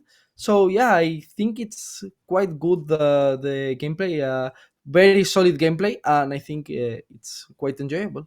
Yeah, for sure. And One thing that I wanted to mention because we all mentioned like the ability to skip battles if the enemies are like much weaker than you. It's even better here than it is in Like a Dragon Infinite Wealth. You could also do that, but the way they did it, it was you always there's like a always I don't know how to put this, but you always go into battle, at least Yeah, like the battle screen and the results screen always shows. So it's feels much more of a slog in comparison to this, whereas you can just run up to the enemy like slash with your yeah, sword or whatever. you even level up, don't you? From And you level up, even you yeah, recover health as Mhm. well you can by recover doing health, that. you can Exactly. recover magic M- points. Mag, So yeah, right? I think so, yeah. yep. So that's even better and makes it even more accessible. Because for me, for example, as a person who isn't really too much into these types of games. I remember playing Persona 4 Golden for the first time and enjoying the game very much, but at some point getting frustrated because there was a specific dungeon that I had to fight the same enemies over and over again so much. And I was like, okay, I can't do this anymore. And that's what put me off from the game at some point. And so having this, option to just run past them or just like slash quickly, press the attack button, and that's it. That's a very welcome addition to the gameplay. It makes the player grind without even noticing. Exactly. So yeah, it removes some tedious part of the game. So it's a great change. Yeah. And like it's not like a random encounter like Lewis was saying either, right? Like they're not hidden. You can see them. You know which ones you can probably fight because there's you can press the left trigger to get even Gallica without too. pressing it, even without pressing it, the first time you are you can kill an enemy without entering the squad mode. The game notifies you with activating the ferric vision without you even that's true. pushing the left trigger. So that's a great addition. Yeah.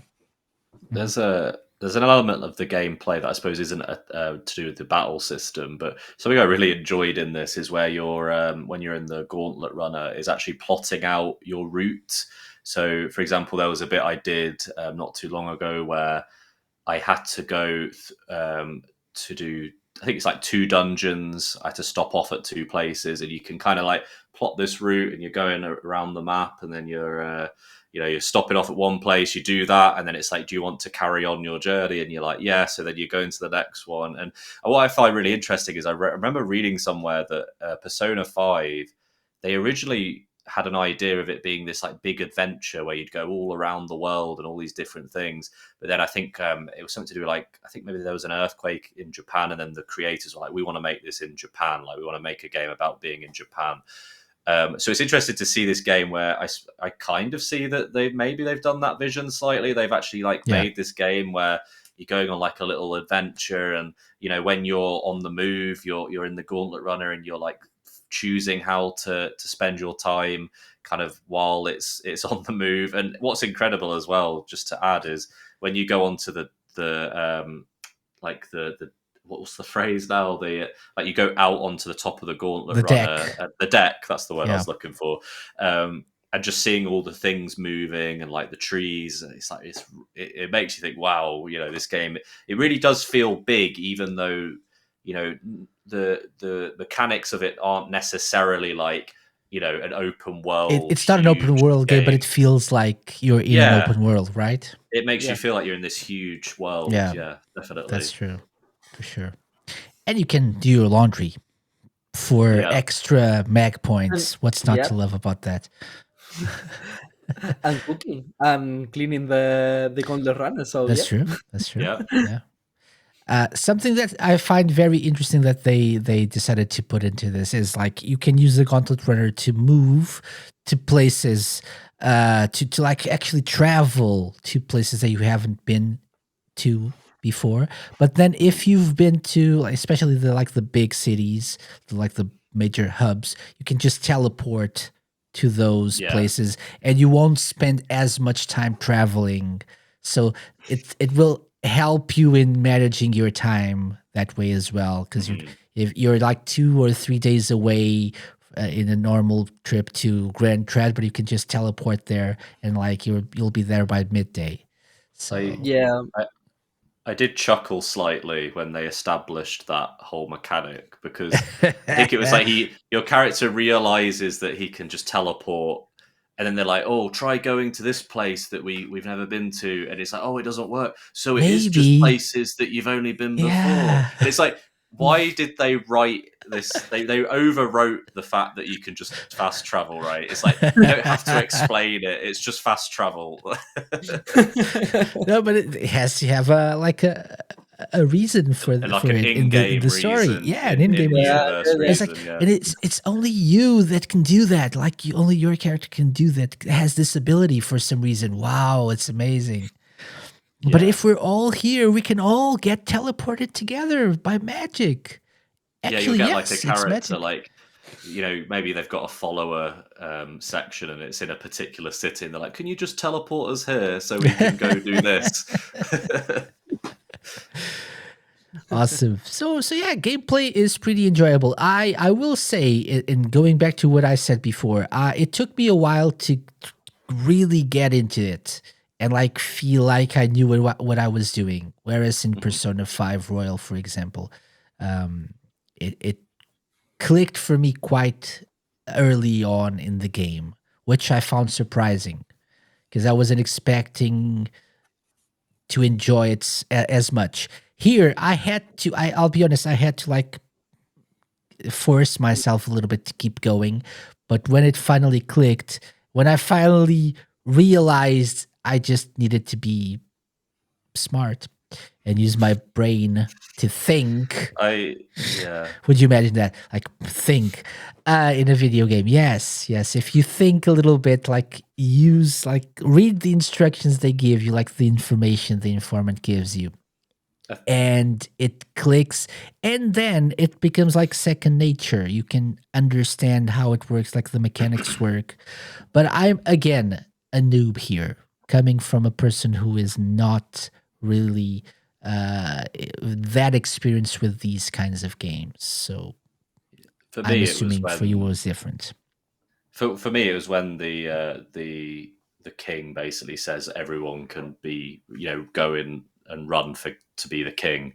I think once that scene happens, I was like, okay, I'm in this. And you've got a few characters with you as well, and it kind of you start, yeah, it really hits the ground running. There is like a bit that's like we say, it's like just a giant tutorial where you're on a little mission somewhere, and yeah, I think it was when the story really starts going that I think that was when I was like, okay, this is something really special. Mm, yeah. Whereas Pecky just loved it from the Yeah, start. yeah, it clicked for me from the start because the setting I really loved it. As I said, I'm quite a big fan of fantasy, so it clicked for me since the very beginning, and it was quite interesting the thing about the humans, the tournament for the throne, and well, a big antagonist such as Louis. It was quite a huge selling point for me. So yeah, I got hooked since the very beginning. Mhm. And that's a very good segue into like the last like main point we were planning on talking about, which is the story and the characters. Um, does any specific character stand out to you? First of all, guys,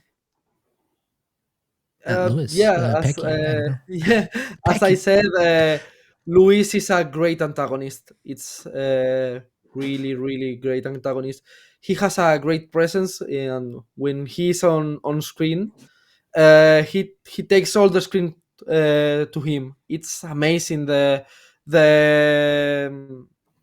I don't know how to put it into words, but he's so grand. I Charismatic. Yeah, charismatic. Yeah, that's exactly right. That's what I wanted to say. He's really charismatic, and I really loved him, and his role. Um, all the companions of the party are great. Are really great. I think the weakest character for me is the protagonist, which is kind of ironic. It's kind of ironic because it's the first game in which he talks, he speaks. He is Yeah. not Yeah, a one word guy, and ironically for me, I think it's the weakest, which is not to say is bad, but characters like Hulkenberg, Heismay, Stroll, Neuras, Maria, I think all of them are quite iconic for Mhm. me. are now really really iconic, which the protagonist doesn't click just as right, but Yeah. I think they did a great job with the rest of them. And yep. I agree. The Lewis. protagonist really is that typical RPG like blank slate, isn't he? It's really funny when he talks. Like he'll say something, and I'll be, "Oh yeah, he's still here." Like I'll forget that he's almost just like a way of me advancing to the next bit, right? All the characters are fantastic. They're all really varied. I like that they're all different tribes as well, which really emphasizes this whole thing that your character wants to go for about unity and everyone's the same no matter who you are. I really liked Stroll, who's the first guy you encounter who joins you, because in even since like Persona 3, Persona 4, Persona 5, like what I would call the bro character, like they're always like this kind of like sort of like dude man, like like Ryuji in Persona 5. He's a bit kind of like, he gets a bit angry about stuff, but he's like he's your bro, so you forgive him for He's it. got a good heart. Whereas but not a lot of Hulkenberg brains.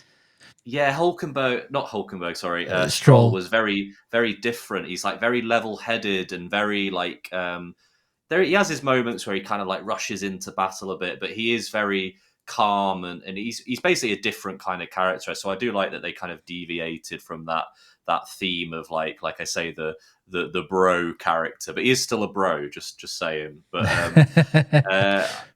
and then I'm trying to think who else is really good. I like Katharina, and so my mate pointed out, which I didn't notice. I was like, oh, that's really clever. Is I believe Studio Zero, who developed this, also did Catherine. So she is the fourth Catherine, obviously. Yeah. I thought about that as well. Rin, and then this is Katharina, which is like quite clever. I was like, oh wow, I never thought about that, but I do really like her. In fact, when she appeared, I thought she was so cool, and I kind of a bit sad that she didn't actually end up as part of your party. I thought she was such an intriguing character, and in fact, I think she's a little bit underutilized. Like half the time you meet her, it'll be like you're on the way somewhere, and she'll try and attack your runner, and so you'll kind of face off and then have this kind of, but she's still kind of a friendly character, but she's in competition with you. And so I love all the, and you can't help but root for her as well, right? Because her goal is an altruistic one as well. She's in it to help her people, and exactly, and I also like I'm trying to think now, like I like all of the characters. I was like trying I say, to find footage for Louise and now Katharina, but I'm taking a long time, so that's why I'm looking the other way. I try not to be like very too rude, at least. All I'll say is just I love all of the main party. There's not one character that I don't like. They're all varied, and every time you do a follower, the follower scenes with them, they all have their like different things. Like Haizme is, he has a son who passed away, and he's trying to find a place to lay him to rest, and it's like, it really tugs at your heartstrings, and it kind of, because it's just you and the one person, it feels like this kind of unique thing that only you get to learn about them, and they're sharing with you. It feels quite intimate in that way. So but I will say, for all the Persona lovers out there, you do not get to have a girlfriend. I'm sorry to tell you this. So if you're going in thinking, you can make I don't know, Juna your girlfriend, I'm sorry. It's not gonna happen. Not gonna happen. Yeah.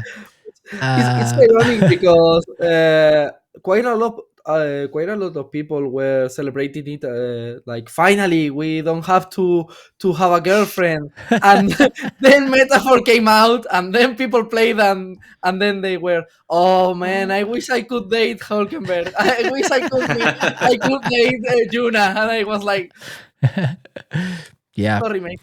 Yeah, I think But they it makes could have sense, maybe, right? Like yeah. the stakes are higher this time, and so Yeah, there's no time for Definitely, that. yeah. There's no time Yeah, for that. There's no time yeah, for totally. love. Yeah, like they could have like worked it in some way, but it wouldn't have to be as crazy as Persona, where if you like date all the girls there's a scene you can get where they all come and beat you up on Yeah. Valentine's Day because Yeah, like Yeah, you don't want to get Hulkenberg mad if you. no. nope, you don't want to. I agree with you guys in terms of like the characters, and the writing is that good. There's no character that is like annoying. I was concerned about Gallica, to be honest, because I saw a fairy. Oh my Morgana god! energy, Hey, yeah. listen. She actually says, "Hey, listen," Yeah, at some Yeah, points. and there is an achievement which is called "Hey, listen." So Oh yeah, really? Okay. Yeah. But she is she's a good companion as well, because you're always, when you're moving around the town, and like obviously when you're in dungeons everyone's following you around, but if you're in a town or in a city, you just travel with Gallica by your side, and she's not annoying at all. She's very well written, and like the way to strengthen your bond, you get to know her a little bit better, and like she questions herself as well, and like her worth, and should I even be here when I'm not like doing anything? And then she does something and she gets really like proud of herself, and it's really cool storytelling as well. yeah, The yeah. characters like have such good synergy as well. There's Yeah. one scene that I really love where they're trying to do something like they try and make lots of noise, so they're like, oh, what's something that annoys me, and then Hulkenberg suddenly says, Gallica, your wings make too much noise while I'm trying to sleep, and it just like made me laugh so much. For it to just come out with this confession, and it has as much as it's a very serious plot, it does have some very funny bits on occasion as well. You just reminded me of one, because in that same like mission, they get eaten by a certain Yes. creature, and they get eaten alive, obviously, and they're in the creature's stomach, and they have to come out somehow. And that's all I'm saying. But yeah, it makes sense. Yeah. It makes sense. Yeah, So but it's as you got its said, funny moments. yeah, as you said, there are no characters that are annoying, and the ones that that are annoying in a good way because they are so well written. For example, Yeah. I am thinking about Milo. I don't Mhm. know if you know him, but it's a character that is so well written that every time he's on screen, I'm thinking, God, you are so well written that I just want to punch you in the face for real. I mean that they are so good for real. Yeah. They're Yeah. so good. Even the ones that don't have as much as a spotlight as the main ones, they are so well written. I had to look up Milo, but yeah, I know who he is. Yeah, he is Yeah, there's annoying. quite a Yeah. few candidates for the throne, aren't there? That are kind of like, I suppose it breaks up the kind of seriousness. Like you got people like Katharina who are like, I want the Paprius, who are like the people who have like ears and tails. Mhm. I want to I want the Paprius people to not be oppressed anymore. Effectively, is most of her kind of goal. Like you were saying, she kind of shares a lot of vision with the main character in that regard. But then you get, I suppose, just to break up the seriousness, you do get jokey candidates like him. Like, isn't his whole thing like, oh, only beautiful people? Yeah, Yeah, it's like exactly. I'm so beautiful, Exactly. and everyone Yeah. who is beautiful should rule, or maybe Lina, which is free gauntlet runner for everyone. Yeah. Okay, yeah. Yeah. There's one that like free bars, or like every Yeah, Loveless is like Yeah. alcohol and party for everyone. yeah, party for everyone. Like, yeah, that's it. Yeah. I mean, that's Yeah. like in real life, you get like joke candidates, don't you? Like we have Yeah. in the UK, we have the monster raving loony party, who are like just like a joke vote. So yeah, Yeah, for now. yeah, You never know. you never know. But yeah. So yeah, the writing and even the story, without like spoiling anything, we really don't want to spoil, because one of the reasons I don't want to spoil the story is, obviously for me, I haven't finished the game, so I don't know everything that happens. I'm quite deep into it, but not quite yet at the end. But I think it's so good so far that it would be really a disservice to people to just spoil what happens and like the twists and turns. And it's more like, I don't know, how would you compare it, like briefly, because we really need to wrap this up, guys. But how would you compare this to, as seasoned players of Persona, as to other Persona games? The stakes are higher, obviously, so it has to be a little bit more serious, I think. But how would you compare the story of Metaphor to other Persona games and Shin Megami Tensei games? Yeah, so I think it's closer to Persona 3, which is a more gritty story. It obviously has its funny moments, but it's quite, as you say, the stakes are higher. There is more mature story to tell. So yeah, I think it compares to Persona 3. I'm not saying that in Persona 4 or in 5 the stakes are lower, but I think they have more funny moments, calm moments. Whereas in Metaphor, you have calm moments, but you are always you have a reminder that you have to push for the throne and you have to go for it. So yeah. Yep. Okay, Lewis. Yeah, same thing. I think I mentioned it before, obviously, about how it like explores society more than like the individual, like in Persona. Another game I'd compare it to, if you're into this series, is Dragon Quest 11 specifically. Like either archetype tree, the way you're doing overhead dungeon crawling, the British accents. There's like little things called Elementa, which give you more experience. They're just like metal slimes. Like there was a lot of. I honestly felt like coming into this and saying it's Dragon Quest 11 with a Persona skin. So if you like Dragon Quest as well, you might like this, especially the setting. I mean, medieval is Dragon Quest's thing, right? But the game never kind of, as like you were saying, as much as it kind of has its funny moments, it never ceases to kind of keep you tugging your heartstrings regarding like just the injustice and horrible stuff that's going on. I mean, characters literally just they'll just say to you like, "Oh, you're an elder scum." Basically, they just full on insult you. Like maybe you'll be with a character in a scene, and they'll be like, "Oh, I didn't think you'd associate with elders." Like the people are horrible in this world. Yeah, for sure. Yeah, they are really hard. Really hard. But I think that, like I say, like it doesn't pull punches, so it really keeps you grounded. I mean, you find dead corpses on the street, and they're like, "Oh yeah, I guess that's it." Yeah, they didn't have time or any place to bury this, but didn't have any money to bury this person or whatever. Like he got killed by the sea monster, and that's it. He's here. Or people are like sleeping on the street because they don't have a home or something. So it's like not really a usual thing to see in a video game, I believe, right? Yeah, that's something that shocked me, and I remember quite well.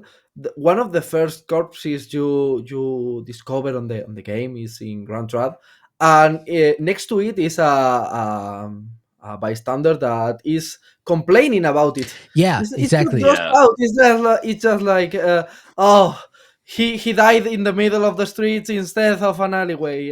What a what a hassle. Yeah. And I was like, he's dead, you know. Yeah.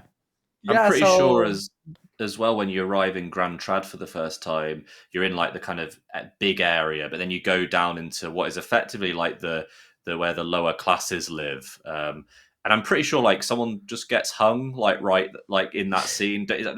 I think so, yeah. killing- yeah. and also like in Brylehaven, which is like that's the ocean town, The isn't port, it? Brylehaven. the port town, yeah. Like it's a very pretty town, but if you wander into the back alleys, you'll find dead people, and it's like a bit, you know, and you're in this very beautiful place, and then it's like, oh, okay, these people are just here, like in the back alleys, just decomposing. Yeah, exactly. It's exactly. not. It's really really sad. Yeah. Yeah. It's got But that it darker aids tone, your- like it's the reality of it all, right? So it's like, But it all adds to what you're trying to achieve, isn't it? It really makes you think, yeah, I'm gonna, you know, make right this the world wrongs better. of the world. Exactly. Yeah. Exactly. For sure, Yep. for sure. Yeah. Okay. Agreed. Totally agreed. So I have one/two final questions for you guys, and we have a few more minutes to go. Okay. And my like big question is this worth the hype? Because the game, the reviews were amazing, right? Everyone was hyping this up. It's won Best RPG of 2024 at the Game Awards, which is no big feat. I was for sure thinking they would give all the awards to Final Fantasy VII Rebirth because, like, it's rigged, but maybe or Elden Ring for the glorified DLC that they released. But it won these very important awards. Is it worth the hype? I was just looking at Metacritic right now. It's like it's got a meta score of 94, at least on the PS5, I believe. So user score 8.8. Okay, interesting. But it's a Metacritic must play, for example. On Xbox Series X 92, PC 92 as well, and PS5 94. Those are the meta scores for all platforms. So, is it worth the hype or not? Lewis, I'm going to start with you. The thing for me is, and this is something that I've always been, I mean, you'll know this, Casey, recommending Shenmue to anyone. You're always never sure if the person's going to come back to you and be like, thank you for that recommendation, or what the hell did you make me play? I always felt like that with Persona. I've tried recommending Persona. I've had friends who think, wow, thank you so much for getting me into Persona. Others, there's too much time management. It's quite a long game. I will say, obviously, if I maybe think about, are you into long games? Are you open to trying RPGs? If you're open to trying RPGs, yeah, this is spectacular. It's like a very high quality RPG. And, you know, obviously, if you have the time to sink into it, I think it's worth it. I think every moment of it really leaves an impression on you. But yeah, it's like, I mean, I mean, this is the Sega Lounge, and Sega have that legacy of all different kinds of games. And, you know, some people just like to play a lot of arcade stuff, maybe some I have a friend who just plays a lot of indies, because a lot of indies can be in that kind of more short form sort of mode. So I suppose it's all down to like what you're into. But I think if you're into RPGs and are open to playing a longer game, I think this is like very good. But yeah. And for you specifically, is it worth the hype? Yes. As I was saying, I wasn't even necessarily hyped. I saw some of the footage and I was like, this looks really cool. I will definitely play that because it's from the creators of Persona. So it's definitely impressed me more even than I ever thought it would. So yeah, it's an excellent game. And I'm still, every time I play it, I think, could this enter my top 10? You know, that it has potential for sure. But with stuff like that, I feel like you have to leave a bit of time before you can kind of think about that properly. But yeah, it's excellent. Yeah. Peky. Yeah, for me, is a straight yes. It Okay. it lived to the hype. My expectations were very very high since the very beginning. So I was kind of afraid that I was gonna play the game and be like, it's not that good, or but they were met. My expectations were met, and even even more Exceeded, right? exceeded exactly. Yeah. Hmm. So yeah, I think it's worth the hype. But as he said, I think if you are into RPGs, you should try it, because I think it's a really really good RPG and deserves all the love it's getting and all the awards it's getting. So yeah. Is it the best Atlus RPG ever? I will say it is very, as we touched on, it is accessible. So that's another point we should probably make, that it is an Yeah. accessible RPG, very important. But is it the best? Well, that's, I don't know I if think it. you guys agree on the best. I think, Yeah, I think right? It's so too. Persona 3 for Persona both of 3. you. Yes. Yeah. Okay. Yeah. Interesting. Yeah. But I really need to play Persona 3 Reload. objectively, Persona 3 on PS2 might not be the best No, Persona. on but PS2 maybe not, but Reload is Reload, yeah, is it's good. probably the I have best. a lot of nostalgia though, so that's half of what's. Yeah, me too. So, yeah. Okay, yeah. I think so. I think so as a person who isn't a seasoned player of RPGs and hasn't a lot of experience with the genre or the series or the Atlus, all of the Atlus RPGs in general, I would say if you have the time to commit to this, I think you should try it and try to stick to it until after what we already said it happens. It's not really spoilers because it's been advertised after like the King's funeral, where the game really opens up and it's essentially the ending of like the very long tutorial. Even after that it's still a little bit of a tutorial, but stick to it until you can leave Grand Trad, and I think you will be pleasantly surprised with like the everything about the game, the mechanics, the gameplay, the story, etc. I think if you're not a really big RPG fan, it will take a little bit to click with you. That said, if you're not really big into RPGs, maybe you're not considering getting this game either way. So maybe start with something else. I don't know, but I think the accessibility options here make it not that bad of a place to start. I do think the story on its own could maybe be a reason I recommended it to someone. Maybe even if they're not into RPGs, I think the story itself and the characters do really hold their own. You know, even outside of the gameplay. You know, if they ever made it into an anime and you hated RPGs, I would say watch that because it's such a good tale. Yeah. So. Yeah. Probably R-rated RPG anime with like very, very gory elements and stuff. But yeah. So I think that's a very good way to put this. And final question, especially for you guys who are really big into this. I know, Lewis, you haven't really finished the game yet, but what would you guys like to see in a future expansion or DLC or even a sequel? I don't see this not becoming like the Metaphor series, I believe. Like Metaphor colon something. Instead of ReFantazio, maybe something else. What would you guys like to see being brought into an expansion? Will we get like Metaphor ReFantazio?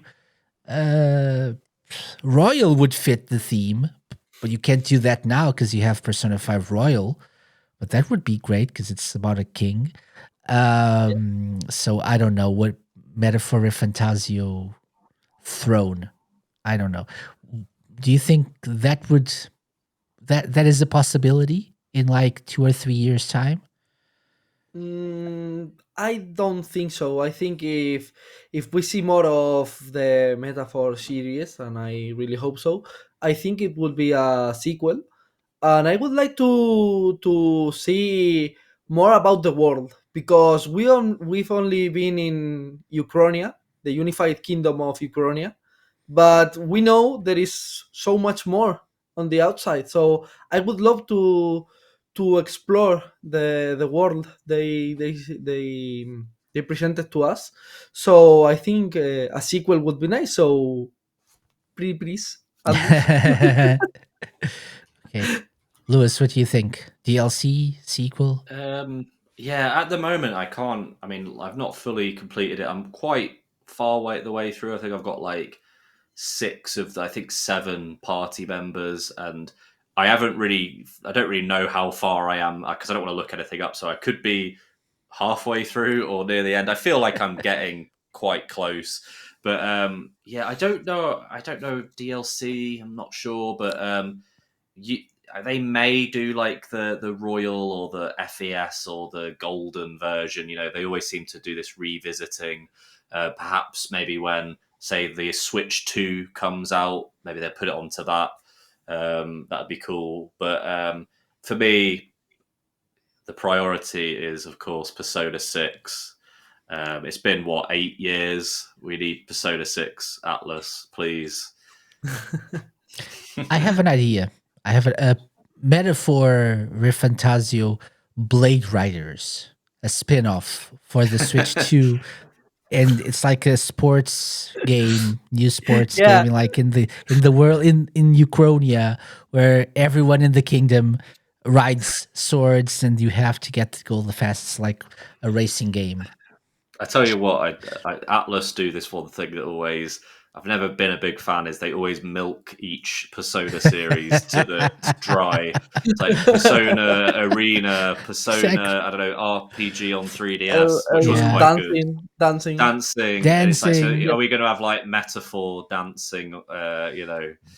Blade In Riders. ReFantazio, Yeah, I totally see it. Blade Riders, and with a Tony Hawk like game mode, and I'm Sonic as an unlockable character, a la Sonic Riders. please do, please do. Extreme gear metaphor. Who knows? Who knows? love it. Yeah. So, guys, thank you very much for joining me for this metaphor ReFantazio discussion. The most Italian of all Italian games in Sega/Atlus's catalog. All the characters are British. Yes, it's very Italian. Actually, that's how the game ends. They all join together and say ReFantazio, and they go eat some spaghetti and pizza. And there we go. We have offended every Italian listening to this. Thank you guys for joining me. So, briefly, where can people find you? Let's start with you, Peky. Yeah, so you can find me on Persona Spain. I usually do all my guides there and all my reviews, so you can find me there. Excellent. And links will be in the show notes as well. Lewis. Hi, I write for a website called there it is, the Dreamcast Wait. Junkyard. You can do it again. Yes, there we go. There we go. We are a website and kind of team who write everything about and record podcasts about the Dreamcast, the best console that ever was, and still is, because people still make games and stuff for it. So if you want to check out our podcast, it's on all good streaming apps, and the website is www.thedreamcastjunkyard.co.uk. We've just put together a Blue Stinger special, if you love that game. That was for Winterfest, which as it actually aired today as we're recording this, so that'll be up on streaming soon, probably when you hear this. Yeah, so. probably. Yeah, excellent. Excellent. As for myself, this is the penultimate episode of this season of the Sega Lounge. So I'll be back next week with a look at what happened in the world of Sega in 2024.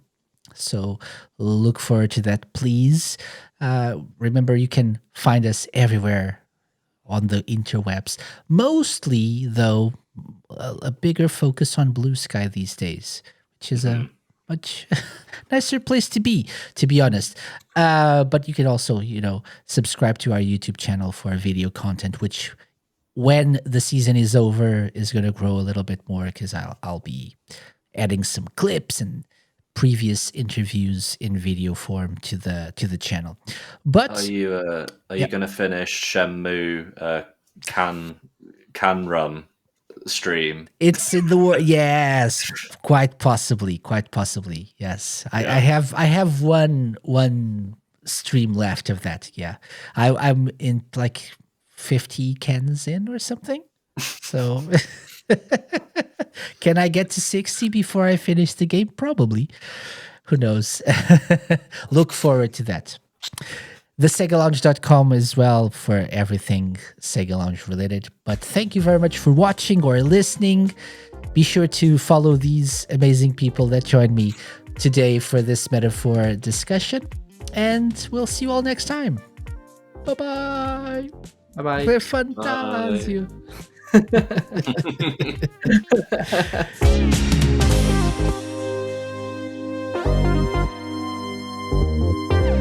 The Sega Lounge, hosted by me, KC, and part of Radio Sega's network of live shows and podcasts.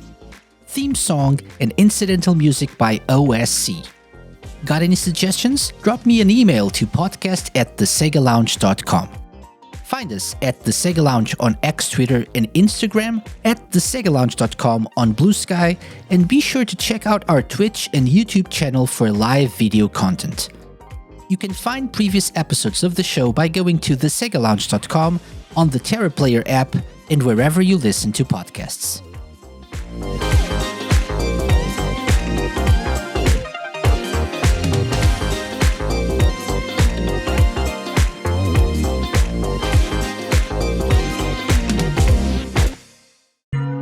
A Mixed On Productions podcast.